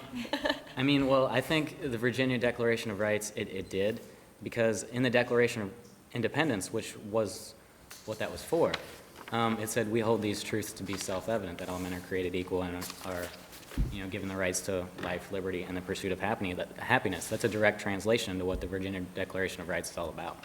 Okay, thank you. Comments? I thought you had a good grasp of the issue as you could apply it to the questions. So I thought that was very good. Certainly, your presentation made it clear that you know the issues. Just from a style point of view, you might want to avoid the 1, 2, 3, 4, 5, 1, 2, 3, 4, 5, 6, 7, 8, kind of back and forth. Maybe add a little more flow to the presentation, but that's more of a style comment. But I thought you had a nice grasp of issues and applied them well to the questions. And I would echo his comments. I think you guys demonstrated a very solid knowledge of the material. The Virginia Declaration, until today's competition, I couldn't remember quite what that was, so I had to go back and research it myself. So, good job. I would echo their comments, and I thought there were some tough questions asked to you guys today. And I thought you did a very nice job of taking your time, thinking it through, rather than feeling the nervousness of, I got to give an answer. I thought you thought things through. You came back with solid question or solid statements, and I commend you on that. I thought you did a very nice job. Your eye contact was very good. You spoke very, very eloquently, and I commend you on that, and I commend your teacher on that. Yeah, very nice recovery to the questions and follow-up. Very good. Thank you. I'd like to welcome everyone here today for our hearing, and the students and teachers and everybody else out there in the gallery. Our first order of business is our panel. We'll introduce ourselves up here for you, and then we'd like to have our student team introduce themselves. My name is Rod Barnes. I work for the City of Dublin Division of Police, and I'll be your chairperson for this hearing. My name is Ann Fisher. I'm a columnist for the Columbus Dispatch. It's right across the street. I'm Corey Shaw. I'm the Mental Health Court Program Manager over at the Supreme Court of Ohio. If you would, if your team there would introduce yourselves, we'd appreciate it. Hey, my name is Ashley Sapera. I'm Katie Curtis. I'm Sean Muthig. I'm Dana Stan. I'm Chris Biggers. Welcome, and welcome to everybody else. The format, you'll have your 4-minute prepared statement, at which time, after that's concluded, we'll ask you to put your notes away, and then we'll go into the 6-minute follow-up question period. As you know, we're addressing Unit 3, how did the values and principles embodied in the Constitution shape American institutions and practices? Particularly, this afternoon we'll be addressing question number 2, which is, why have the battle over gun control and the meaning of the Second Amendment become perennial features of American life. Moreover, evaluate the position of those who claim the amendment guarantees a collective right of the people. And finally, evaluate the position of those who claim the amendment guarantees an individual right. So at this time, again, if you remember the timekeeper to keep yourselves on track, we invite your prepared statement. Guns kill people, but at the same time protect people. It is necessary for guns to be regulated, but the question is where to draw the line. Only 5 cases about the Second Amendment have ever been accepted and decided by the U.S. Supreme Court. The results of these cases created more questions about the law and how it should be interpreted. The Second Amendment states, a well-regulated militia being necessary to the security of a free state, the right to the people to keep and bear arms shall not be infringed. This statement creates multiple opposing philosophies on how guns should be accepted in the United States. One side states that the people's right to keep and bear arms may not be infringed. People that support gun regulation point to the opening and state that the purpose of individuals owning guns are to provide a militia for the safety and well-being of people. America has been founded on compromises between groups, so the debate is over where to draw the line between the two sides to best meet their interests. The most important case in recent history took place in 1939 with the case U.S. v. Miller over sawn-off shotguns. The decision was that all male citizens of the U.S. were to be considered possible members of the militia, claiming that a militia comprised of all males physically capable of acting in concert for common defense. A body of citizens enrolled for military discipline. Recently, a new case has been gaining steam and is expected to have its final ruling decided by the Supreme Court.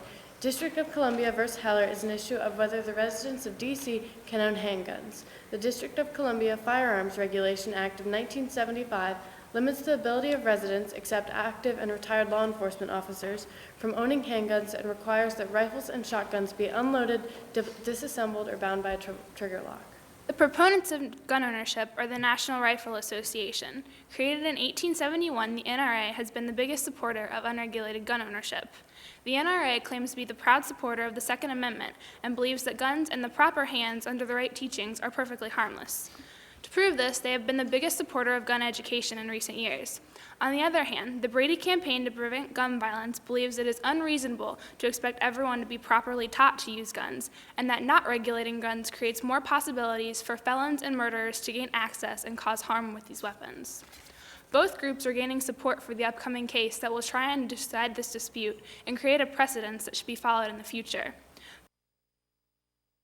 Both sides have points that cannot be disputed. The problem is coming to an agreement between the two that satisfy both ends as much as possible while still providing a safe environment to live in. Recent statistics posted by the Centers for Disease and Control and Prevention show that there is a problem. Between 1979 and 2001, gunfire killed 90,000 children and teens in America. Every day, more than 80 Americans die from gun violence.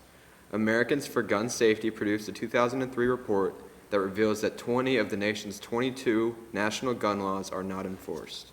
According to the U.S. Department of Justice data, only 2% of federal gun crimes were actually prosecuted. 85% of cases prosecuted relate to street crimes and possession of firearms.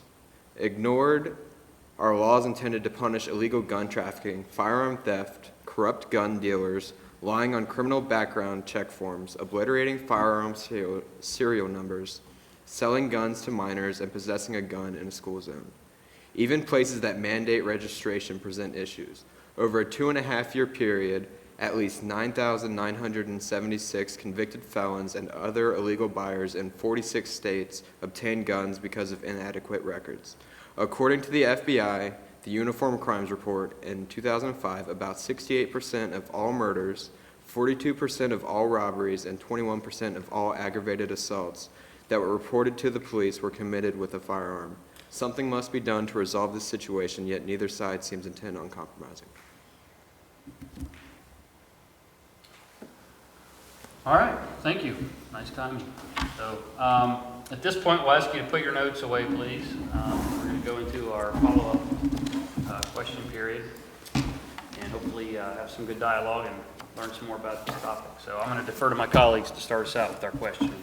Let me ask, several of you mentioned both the reason for gun control, reason why we shouldn't have gun control, Let me ask, do any of you feel that we need to change the Second Amendment, and how would you change it if it needs to be clarified?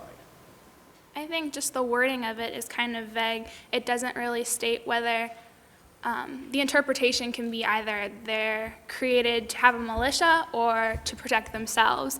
And I think if the wording were clarified, I mean, obviously we can't go back in time and know exactly what the framers were thinking, but somehow make the wording more clear so people can understand the Second Amendment. I don't think we should change it. The way it's always been determined is through precedence with court, and I think that's worked fine. So maybe we should just have a precedence that really sets the standard for how things should be determined. Why did the classical Republicans believe that a standing professional army was the enemy of freedom? Give me some historical context there. Where were they coming from? A standing army creates the possibility for wanting to use the army. I mean, they're going to get bored, you have to pay for it, and the way to pay for a standing army is to go to war and collect money from the place you are attacking. And overall, classical republicanism were small, tight-knit communities. I mean, wars and standing armies weren't really necessary because they were just so close-knit and they were promoting the common good, what is good for the community, and they wouldn't necessarily want violence or war-type militias. As you may know, there are some countries in the world where individual gun ownership is banned, and there's no chance to own firearms. What's the downside if, let's say, we did change the Second Amendment through constitutional change here? What would be the downside to only collective ownership? And do you think that would ever happen in this country?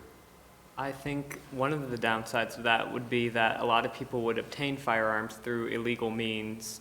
It would anger a lot of people, and they would have to look for ways to do it illegally, and that could also increase crime if they could get more like illegal firearms through the through the U.S., and crime violence would go up. Do you think that would ever be possible in this country? And interested in varying opinions? I don't think it would be possible to change the Second Amendment. It's one of our founding amendments. We had it as a direct response to what happened with the British. There's no way to change it. I think it'd be unnecessary for a total ban of it, but I think that it does need to be more defined and more strictly enforced, maybe, is the best way to go about it. But I think a total ban would be, as I think it was Sean was saying, that it would promote more illegal trafficking or of drugs, guns. So, I think that perhaps limiting the amount of guns in the U.S. would be possible, allowing them to only be accessible to law enforcement or for recreational use that was more monitored is a possibility for the United States, but probably in the very far future. At the beginning of the country, we didn't have a standing army. We had state militias. Today we have a standing army. So do we have a need for state militias? And currently, state militias provide their members with their firearms. They don't provide their own firearms. Do you see there being a change? Do we need to have, is there a need under the amendment? Do we have a need for militias today? And if we don't, do we need the Second Amendment? Well, it's changed a lot. I gotcha. Because it's changed so much since then. I mean, less people are not as educated, perhaps. Like, it's not as traditional to, go out and go hunting in the backyard. Like, people aren't as familiar with it, I feel. Like, I don't know much about it. And that's kind of, Katie, I don't know what you... I was going to actually go back to the interpretation or the need for change to the Second Amendment. With things like that, I don't agree with Chris. I think that the Second Amendment does need to be reworded and changed to fit with the things that are traditional for today.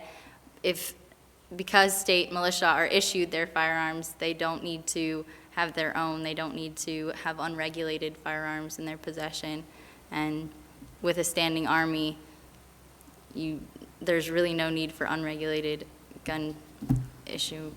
The state militia is set up to protect the people from the government. If the standing army is run by the government, who's to protect the people? So the militia is necessary. All right, thank you. That concludes our cross-examination portion. At this time, the panel here will just take a couple moments and give you some feedback. You demonstrated good understanding of the topic overall. It's a very broad topic and can be very, complicated, but I think you demonstrated some good understanding. I thought you worked well as a team. It's always good to have a lot of supporting evidence and detailed examples of things when you're working in this kind of competition, so keep that in mind, and I wish you the best of luck. It might have been the way I framed it, but with the answer I was looking for on the standing armies being enemies of freedom, you got to in your very last comment that people need to protect themselves from their own government because they couldn't when the British were in control. Other than that, I think that you guys did a great job. I liked your demeanor. I liked how you communicated with each other while you were back there. It's kind of nerve-wracking, I'm sure.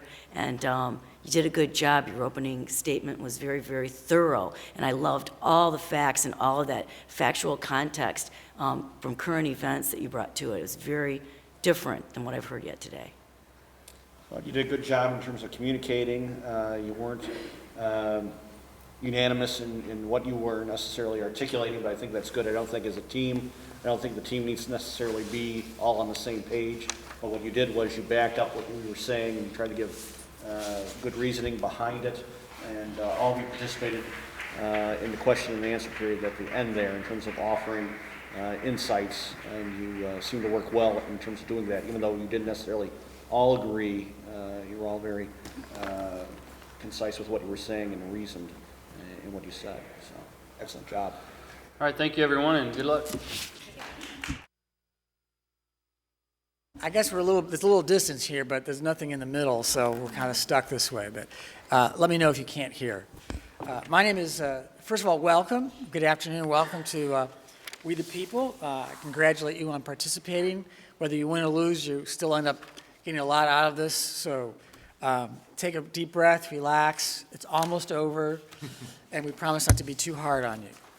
My name is Steve Sianka. I'm Assistant Director for Continuing Legal Education at the Ohio State Bar Association, which means that I plan continuing education for lawyers to keep them on their toes and in good shape with their credentials. And my two colleagues would introduce themselves.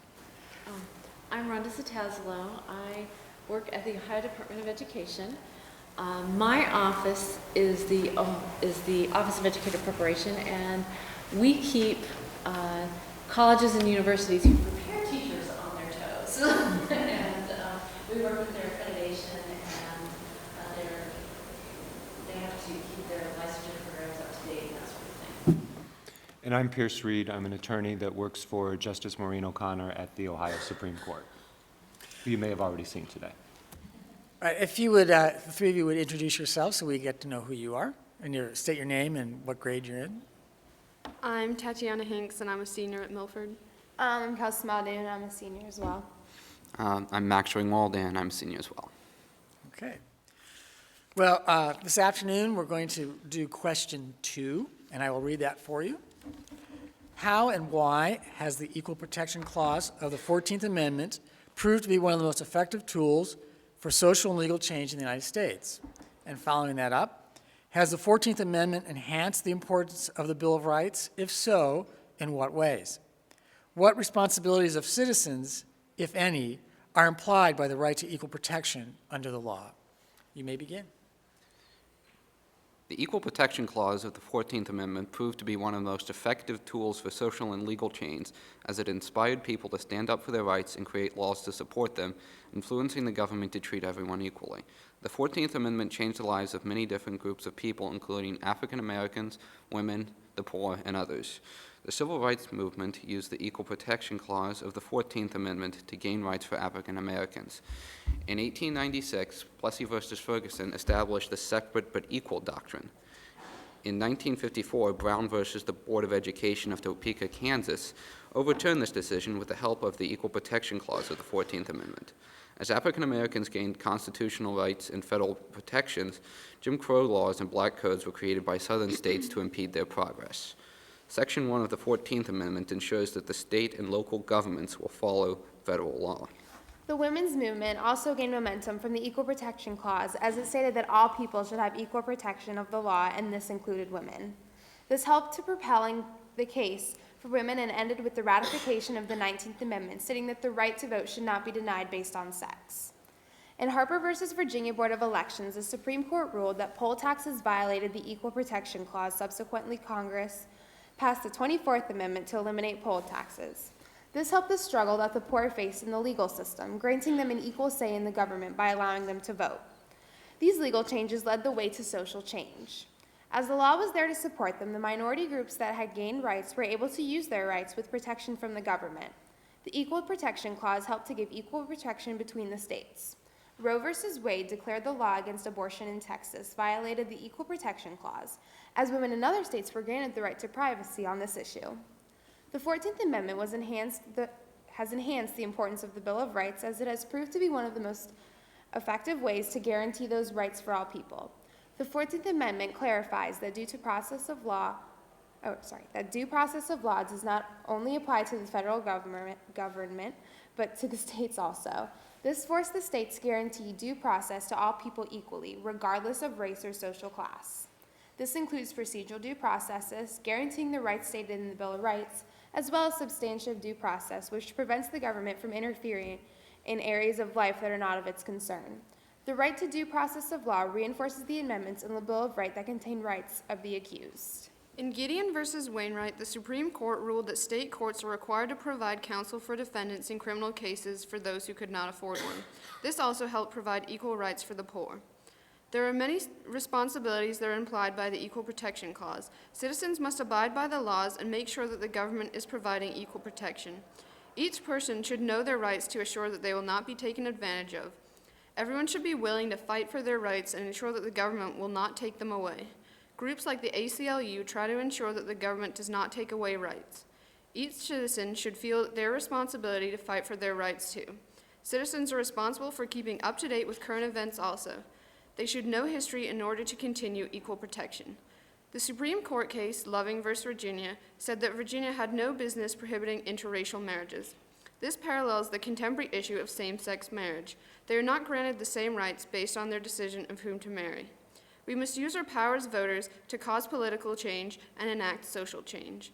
Drawing connections from the past will ensure that the United States makes more laws ensuring equal protection for all.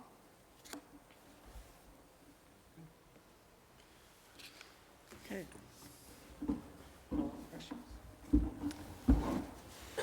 Describe for me, if you would, the relationship of the Equal Protection Clause within the context of the natural rights philosophy. How, if at all, are the two related or unrelated? The 14th Amendment guarantees the equal protection for each citizen.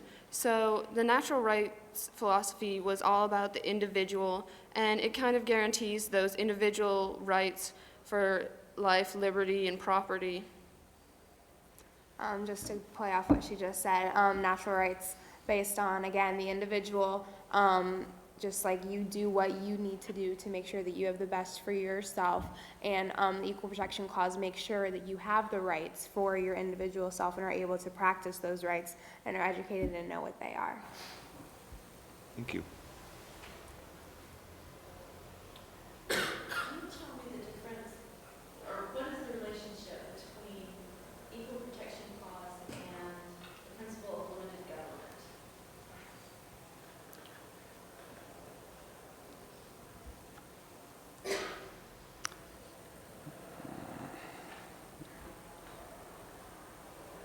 Could you restate the question one more time? I'm sorry. What is the relationship between the Equal Protection Clause and The Equal Protection Clause kind of makes sure that the government cannot interfere with your life, like substantive due process is in the 14th Amendment too, and that makes sure that the government doesn't interfere with things like birth control and areas of your life that are your choice as an individual and not part of the government.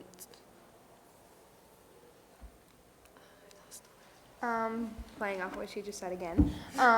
The Equal Protection Clause is based on everyone having equal protection, being able to know their rights and how they're protected against the government, so to speak. And then limited government is having the government limited on what actions they can take on you. So there's that little relationship there that allows them to work together and balance off of each other so that we can find a healthy median to maintain a healthy government. Additionally, the 14th Amendment was created because the states tend to abuse their power and take away rights that citizens were granted in the Bill of Rights and other amendments. The 14th Amendment extended these federal protections to the citizens of the state so that the state government cannot take away these rights, thus further limiting the state governments. Okay. What's the difference between equal protection and equality of opportunity? Equal protection makes sure that each individual has rights, but equal opportunity is obviously not the same thing. The government has no responsibility to make sure that each person has the same opportunity. The part of the American dream is to work your way up, and if everyone is given equal opportunity, it would be even harder. It would be really hard to do, and I don't think it would work as well. Equal protection would be there to protect people from abuses of the government, whereas equal opportunity would require the government to either inhibit those with a greater natural ability to a level that everyone has equal opportunities, or to be responsible for those people of lesser capabilities achieving the same standards as everyone else. Also, with the equal protection is something that is given to you. You are given these protections against the government so they can't abuse their power towards you, while equal opportunity to me means that you have that opportunity to go out and have all these freedoms and protections that the government gives you, and people are responsible to seek out these opportunities, being in the land of the free and the American dream. And I think that's one of the big issues with the Bakke case, where the African-American student wanted to get into medical school, and if they were trying to make it equal opportunity or not with affirmative action. One of the things you alluded to in your presentation was that how the 14th Amendment, although it arose in the context of the Civil War era, has also helped the progress of women. Can you describe for me how you think that the vitality of the 14th Amendment exists today with respect to the progress of women, the progress of people of color, and the progress of the gay community, something else you alluded to with the debate over same-sex marriage? And luckily, you only have 1 minute. The 14th Amendment, it gives equal protection, sorry, I was a little distracted. It gives the equal protection to everyone, and it means equal protection, which means everyone has the same minorities, women, people of gay marriage, people that are purple. Like, it doesn't matter. You could go ahead and everyone has the same protections despite what everything else is. So it just goes out and helps bring everyone on the same, I want to say the same playing field, same level as everyone else, to be able, that the government doesn't discriminate against certain minorities. Yes, the 14th Amendment has only helped women and minorities in the first place because the government had created laws that it inhibited the progress of women and minorities. So it's essentially restoring rights that were originally promised to them in expressed through the Declaration of Independence as well as the Constitution. Okay. Thank you. Well, thank you for participating. I know it's very nervous to be sitting there with getting grilled by us, but you guys handled yourselves well. We're almost done here. I think, was it one more perhaps after this? So you're getting two more? Thank you all for coming and participating. One thing I would recommend is that you kind of just, I know it's hard, just to relax and to come across, I think you guys did a good job. You seemed fairly confident. I know some of these follow-up questions are pretty tough, and sometimes you feel like, oh, what am I going to say? But don't be afraid to take 30 seconds to think of an answer rather than being afraid of the silence and just saying anything. You're better off to take 10, 15 seconds, formulate your answer, and then say something a little bit more well-reasoned that you've had give yourself a couple moments to reflect. I agree completely with that. And these are hard questions. I'm a lawyer, and I know they're hard. But one thing with you were very smart. And was it you in the middle? Did you ask, could you repeat the question at one point? Yeah, that was a smart move. And you guys had very good answers, but you were kind of, as I was listening to what you were saying, I was thinking, yes, yes. But you had the looks on your face like you weren't sure that it was a good answer. So if nothing else, fake it. You really had, look me in the eye. Look, I see lawyers all day long. A lot of people are faking it out there. But you guys actually, I think you had good substance to what you were saying. You clearly knew the material. It is hard. It's a hard topic to get through. So just project a little bit more of that confidence that you're right, even if you're not sure you're right. But I really think you were. You did a good job. So you got 2 more periods to go. So just keep that in mind as you progress. And I would like to second or third what they said. You were particularly strong in the follow-up questions, especially playing off of each other. And that was absolutely wonderful. And because it gave you extra time and it seemed like you were thinking about each other's answers and adding to it and building upon each other's answers. And it really created a depth. And what we've seen in some of the other teams is that one person would answer and that would be it. And that really does create this teamwork also in this conversation between yourselves and between you and us that is very, very strong. So, but really, I mean, your prepared statements were very good, but honestly, what kind of sets a good team from a very good team is the follow-up questions, because you've got to think on your feet there. Mm-hmm. And that's where we can tell, do you know it or do you don't know it? And it shows a different depth of knowledge.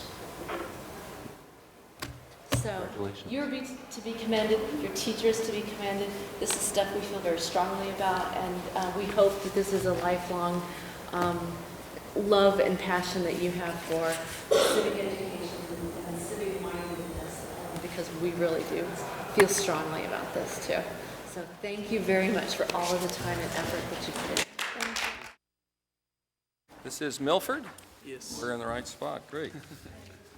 Let me introduce myself. My name is Reg Rounson. I'm a common pleas judge from Findlay, which is in Hancock County. Good afternoon. My name is Maureen O'Connor, and I am a justice on the Ohio Supreme Court.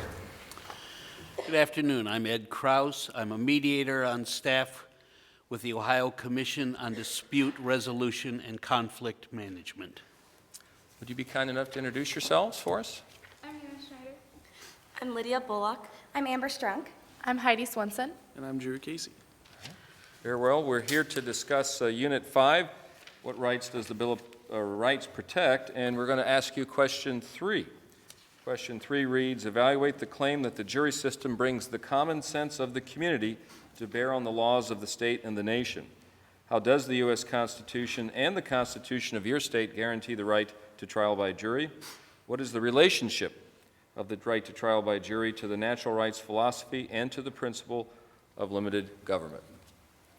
If our timer is ready, you may proceed.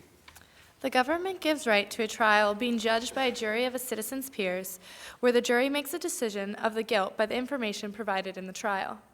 It is claimed by the courts and the government that the jury system has brought common sense of the community to bear on the laws of the state and the nation. In turn, we have trial by jury to guarantee these rights.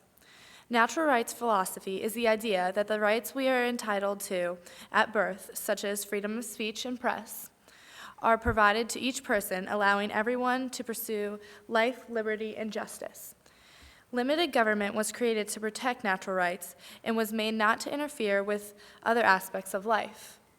In protecting natural rights and the rights of others, the adversary system provides normality in the courtroom, where generally there are two sides to the trial, with a prosecuting and defense, which allows each a chance to represent a single or several individuals. A person being tried is guaranteed the right to a trial by jury because of the U.S. Constitution. In the 6th and 7th Amendments, everyone is entitled to being tried to an impartial jury of the state. The Ohio Constitution represents trial by jury in Article 1 and Article 2. The articles say that each person is given the right to a speedy and fair trial. Trial by jury also allows a person being tried the right to a trial of their peers, which is kept constant within a trial to entitle each person the same rights, so that anyone who is being tried is tried fairly. The natural rights philosophy accomplishes the same idea, that each person is tried fairly and the same way. Natural rights was created in order to protect the rights that are provided at birth. Limited government also protects the rights of the people by allowing the government certain rights in a trial in order to keep the government from obtaining too much power. This allows people to live their lives without the government interfering. Trial by jury, natural rights philosophy, and the limited government are all related in the ideas that they are protected the rights of the people by allowing all people the same rights to a trial. Trial by jury does have its problems. A main problem is jury nullification, which is acquitting a defendant by a jury in disregard to the judge's instructions given before the trial and before the jury deliberates. This action defends the statement that the jury's common sense is only a claim. A jury is compiled of several diverse people, and when they make their decision, it is final. Another fault in the jury occurs when the defendant openly admits his wrongdoing in the courtroom with an explanation, and the jury decides to acquit him out of sympathy. This happened in a 1960 federal drug case in Texas, where the defendant broke down in tears, apologizing for the crime he'd committed. As well, in the jury system, there is the chance that while the jury is being chosen, a person lies about their views. When a jury is being chosen for a capital punishment case, all jurors must agree with the death penalty. Yet, if one lies and is brought into the jury panel, there's nothing to be done, and the jury stays with the results that will most likely vary. The idea that the jury system brings common sense of the community to bear on the laws of the state and the nation is just a claim due to the flaws in the system. All right. Very well. Any questions? Thank you. Fine presentation. In the history of our country, traditionally, juries were white males, and that's not true anymore. How is that change a benefit to the citizens of America? It allows all the people different opportunities to be tried fairly, because when it was all white males and who were most likely educated, they all had the same views of society, and because they were brought up the same way. Whereas now with the diverse juries and the people being tried have the opportunity to be tried fairly, whereas with when they have diverse people, then they have like all the different kind of ideas rather than the same general idea. Adding to what she said, the defendant is going to be. No, I think hopefully we're okay. Yeah, we're in the second. All right, keep going, keep going. The defendant, who's coming from maybe a different background than the white male majority, has a better chance or can be better understood by a more diverse jury. Or like when there were all white males, if an African-American male or a female were on, was the defendant, the white males would most likely go against him, and it wouldn't be fair. And now with a diverse, they see more broadly. And I want to add on to that. Like she said, if they were the defendant, but also if they were like Emmett Hill, when the Southern case where the African American was taken out of his home by white males and beaten and killed, and his body was later found in the river. He was tried by an all-white male jury, found not guilty, and it was like basically corruption in the system in the South, because they did it, and it was a racist decision by, the facts were overwhelming, and later on it was decided that it was proven. Thank you. There is the rule of law that in a criminal matter, it takes a unanimous jury to convict. One juror holding one point of view can cause a mistrial as a result of the lack of unanimity in the verdict. Do you think that that is something that needs to be addressed? Is that a flaw, or is that a benefit in our jury system? I find it to be perfectly acceptable because it shows that there are a range of views being supported in the jury. On what Hannah said, having a unanimous vote entitles the person being tried to a fair trial, because then when they are punished and when the verdict is reached, everybody agrees on what they have done is either wrong or they haven't done it. It's entitling the person to a fair trial. I have a hypothetical. Let's assume that you're my jury and I'm on trial in Findlay, Ohio, and I violated a city ordinance which says I cannot smile. And the police offer in evidence a picture of me obviously smiling, and I've confessed that I've smiled. If you're my jury, should I be convicted? Yes, because you've committed the crime. If the crime is you cannot smile and there is evidence against you that there's the picture that you smiled, there's the jury knows and sees That's the evidence. beyond reasonable doubt, that picture. Where's your common sense? Common sense, meaning? The question is, doesn't the jury system bring common sense? Do the juries bring common sense to the criminal justice? Right, but that's the law. They're not supposed to use their own judgment. They're supposed to go by exactly what the law states, which is where you would probably want a jury of your peers instead of three judges, bringing your case in front of three judges, because the jury of your peers would probably be more sympathetic towards the weirdness of the law or the ludicrous. Can I ask a question? Yeah, I just need one of you. Okay, in this hypothetical situation, is smiling wrong? It's illegal. But is it smiling as we see it, or is this some weird universe? Simple smile.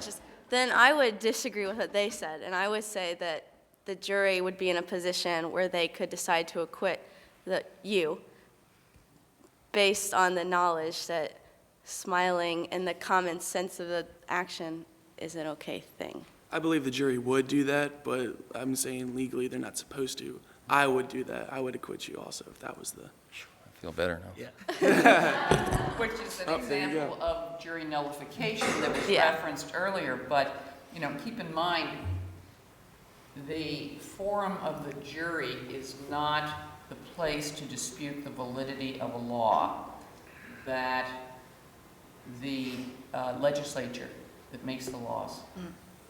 Would you agree with that statement? Mm-hmm. Yes. Yeah. But you still think jury nullification is Still going in, I believe that regular jury of your peers would overlook that, yeah. Did you put the time?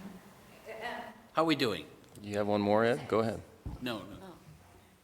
I was going to ask one more quick question about, I've always asked this so far. As I said, I have 4 trials set for Monday. When I get back to the office today, there'll be 15 phone calls from jurors, none of which thanking me for the opportunity to serve on Monday, but asking to be excused. The way you've described it, it's a very important process and a very important thing that each of us do as citizens do to participate. Why am I getting so many phone calls of people who want out of jury duty then? Because it's very inconvenient. It's your duty as a citizen, but it's inconvenient because a lot of jobs won't give you money for missing those days, and a day off of work, or sometimes 3 or 4 days off of work, is a lot. Means a lot to a family's income. And it's... Well, if someone wants to chime in one more, I think we can. Okay. Well, if a person is to miss work constantly or for like a week straight just because they're on a jury and their work isn't paying them, then their family, it could take a big toll on their family to where they weren't able to pay for maybe food that week or for gas that week to get from place to place. And the jury pays them, but not as much as they get paid at work. That's for sure.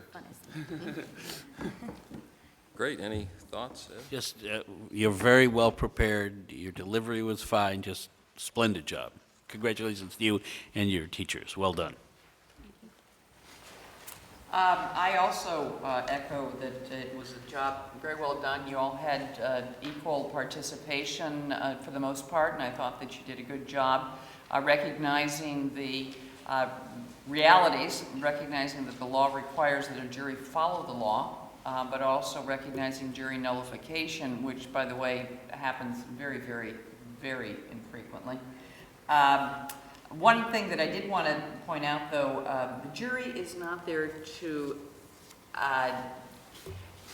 determine guilt or innocence. It's guilt or not guilty. Yeah. And guilty, or excuse me, not guilty merely means that the prosecution did not meet its burden of proving beyond a reasonable doubt. It does not mean that the individual who's on trial did not commit the crime. And I say that as a former prosecuting attorney.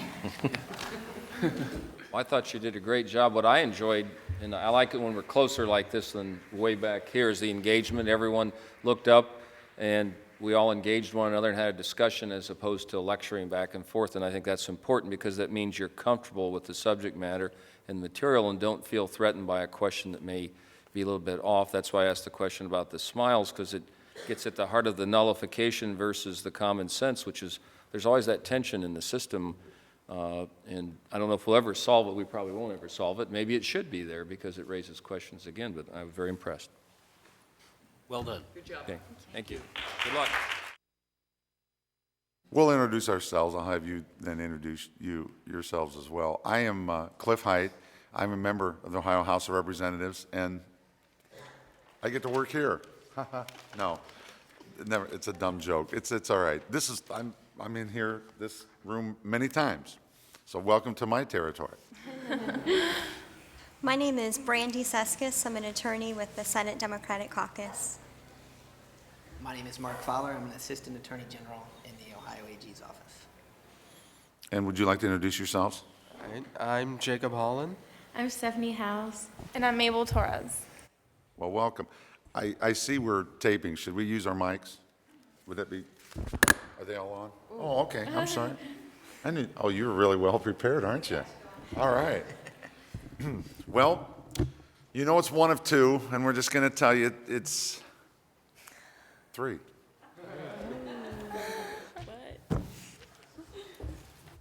How have the natural rights philosophy and classical republicanism influenced American beliefs about the rights and responsibilities of citizenship? How would you define the common good, and how do you think it should be determined? How would you respond to those who claim Americans have inherited too much of the self-interest of the natural rights philosophy and not enough of the public spirit of classical republicanism? You may begin. The American beliefs about the rights and responsibilities of citizenship have been influenced by natural rights philosophy through the ideas of rights and protection. The American beliefs about the rights and responsibilities of citizenship have also been influenced by classical republicanism through the ideas of common good and public spirit. These ideas influenced early American society and still are influencing society today. The natural rights philosophy has inspired the American beliefs about the rights of citizens. The checks and balances system of government is in place so that people do not lose their rights. The protection of the rights was a natural rights idea. Another part of this idea is voting for one's representatives or giving them the power to govern the person. The Fourth Amendment shows that people have a protection of property, which is part of the natural rights philosophy. Your natural rights cannot be taken away without due process according to the Fifth Amendment. The ideas of classical republicanism have also impacted the American beliefs about the rights and responsibilities of citizenship. idea of town meetings where citizens have the ability to address their own government problems is part of this philosophy. Also, education is available for every American citizen. Children are required to go to school. The belief is that this will make them more informed citizens who make better decisions in voting in everyday life. Classical republicanism believed in promoting the common good. The idea of common good started over 2,000 years ago in the writings of Plato, Aristotle, and Cicero. And since then, the people have been trying to define it for their communities. The writers of the Constitution are no exception. In the preamble, the common good is never specifically stated, but it is confirmed through words like the general welfare. In the simplest definition, the common good is the idea of the good shared by all. The common good is always changing. In our government today, particular examples of the common good include a legal and political system, an open economic system, and effective public safety and security. These are good examples because many citizens can benefit from them. The common good should affect, protect, and please the majority of the people.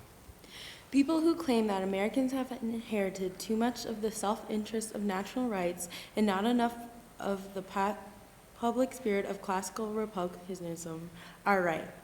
The Bill of Rights is very self-interested. This is shown in the rights such as property rights and criminal rights. Americans' actions also show their self-centeredness. The U.S. Bureau of Labor Statistics reported that community service has dropped this past year by 2.1 percentage points. Volunteering is the most basic way to help the common good. Rising crime also shows the self-interest. The Bureau of Justice Statistics also shows an increase in the number of people who are incarcerated. Crime is one way that the common good is broken and selfishness is in action. Of course, there are exceptions to self-interest, such as the 26.7% of Americans who volunteered in 2005. American citizens need to learn to care for others and the whole of the country. Thank you. Would you like to start? Sure. It's alphabetically in its A. How would you distinguish between self-interest and enlightened self-interest? Self-interest is doing things just me. Enlightened self-interest is like doing things like economy, like working, building up things so that you can help pay for things, which will then get the economy going, and it will ultimately help the whole. Anybody else like to respond? I mean, you don't have to. It's your chance right now.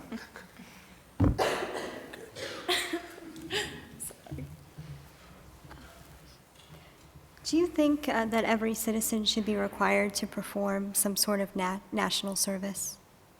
I personally don't feel that every person should be forced to do some sort of national service.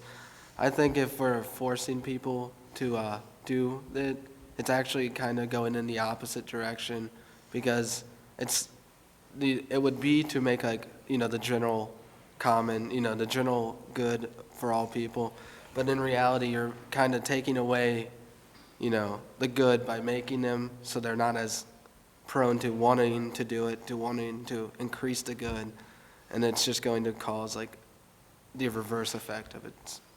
I disagree with that.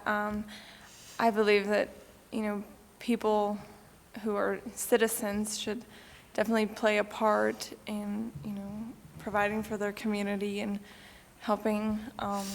It's part of their duty as citizens, in my opinion. For me, I think that people should be pushed to do community service, but they should not be forced to. Because really, once you get forced to do something you don't want to do, then you just do a bad job. So they'd rather be kind of told to do it than forced to do it.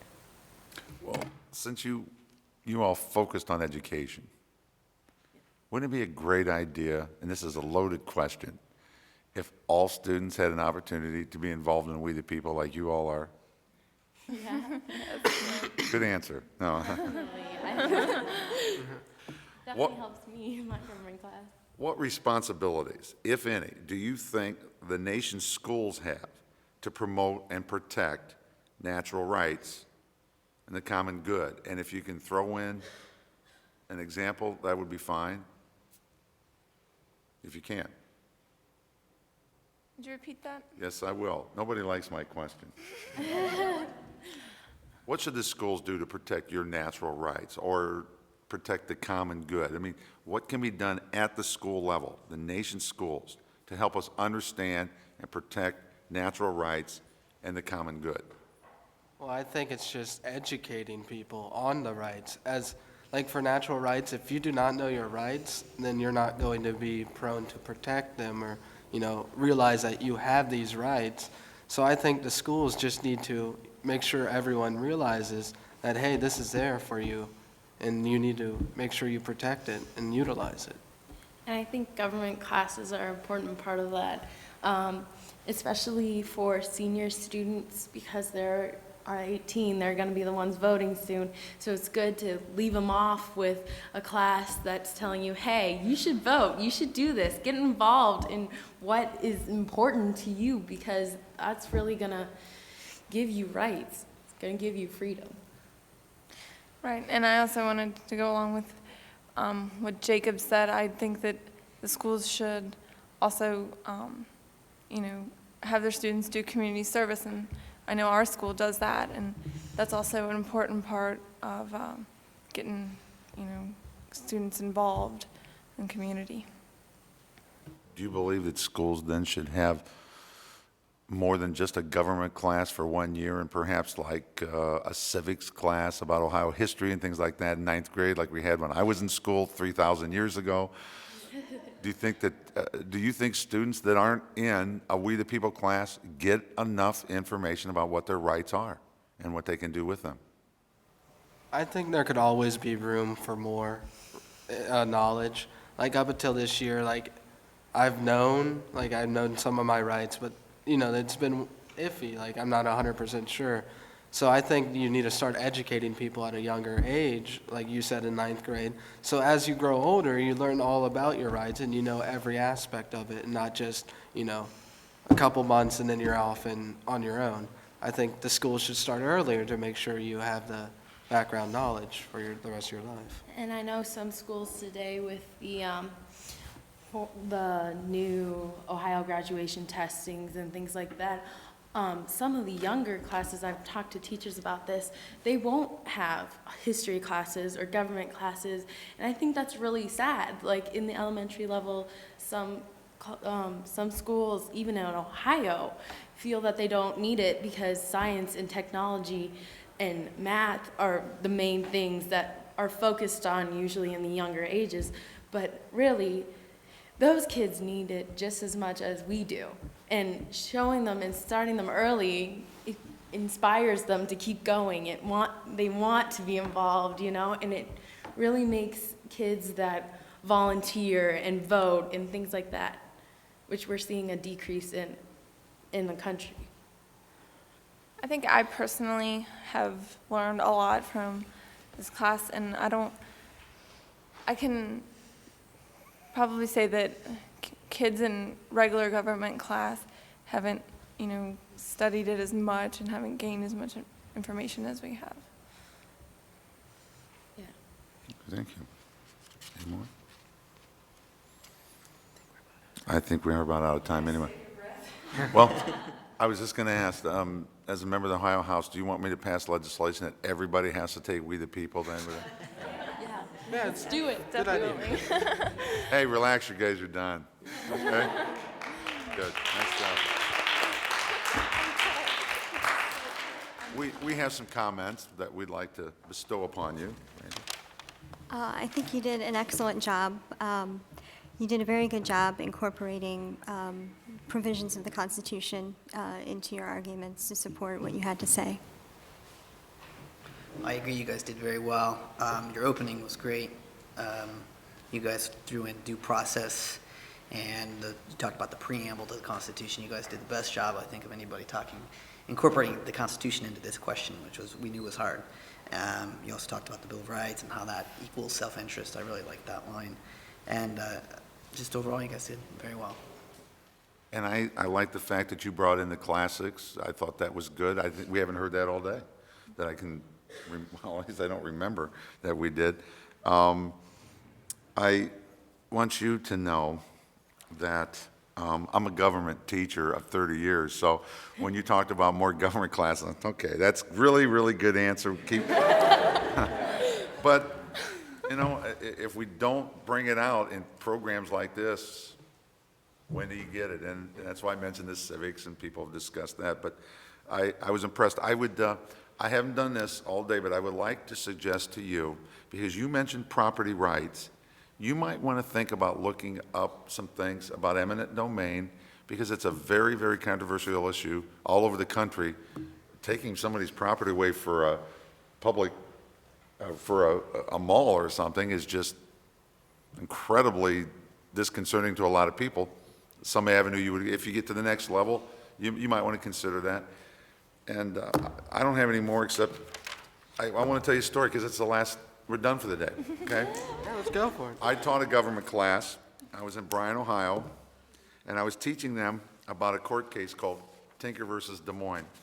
And a lot of you are nodding, so you're there. And I didn't get finished with my presentation, and we only got to the part where Abe Fortas had talked about your rights don't stop at the schoolhouse gate. Well, I had seniors, and they were mad that some senior privilege had been taken away.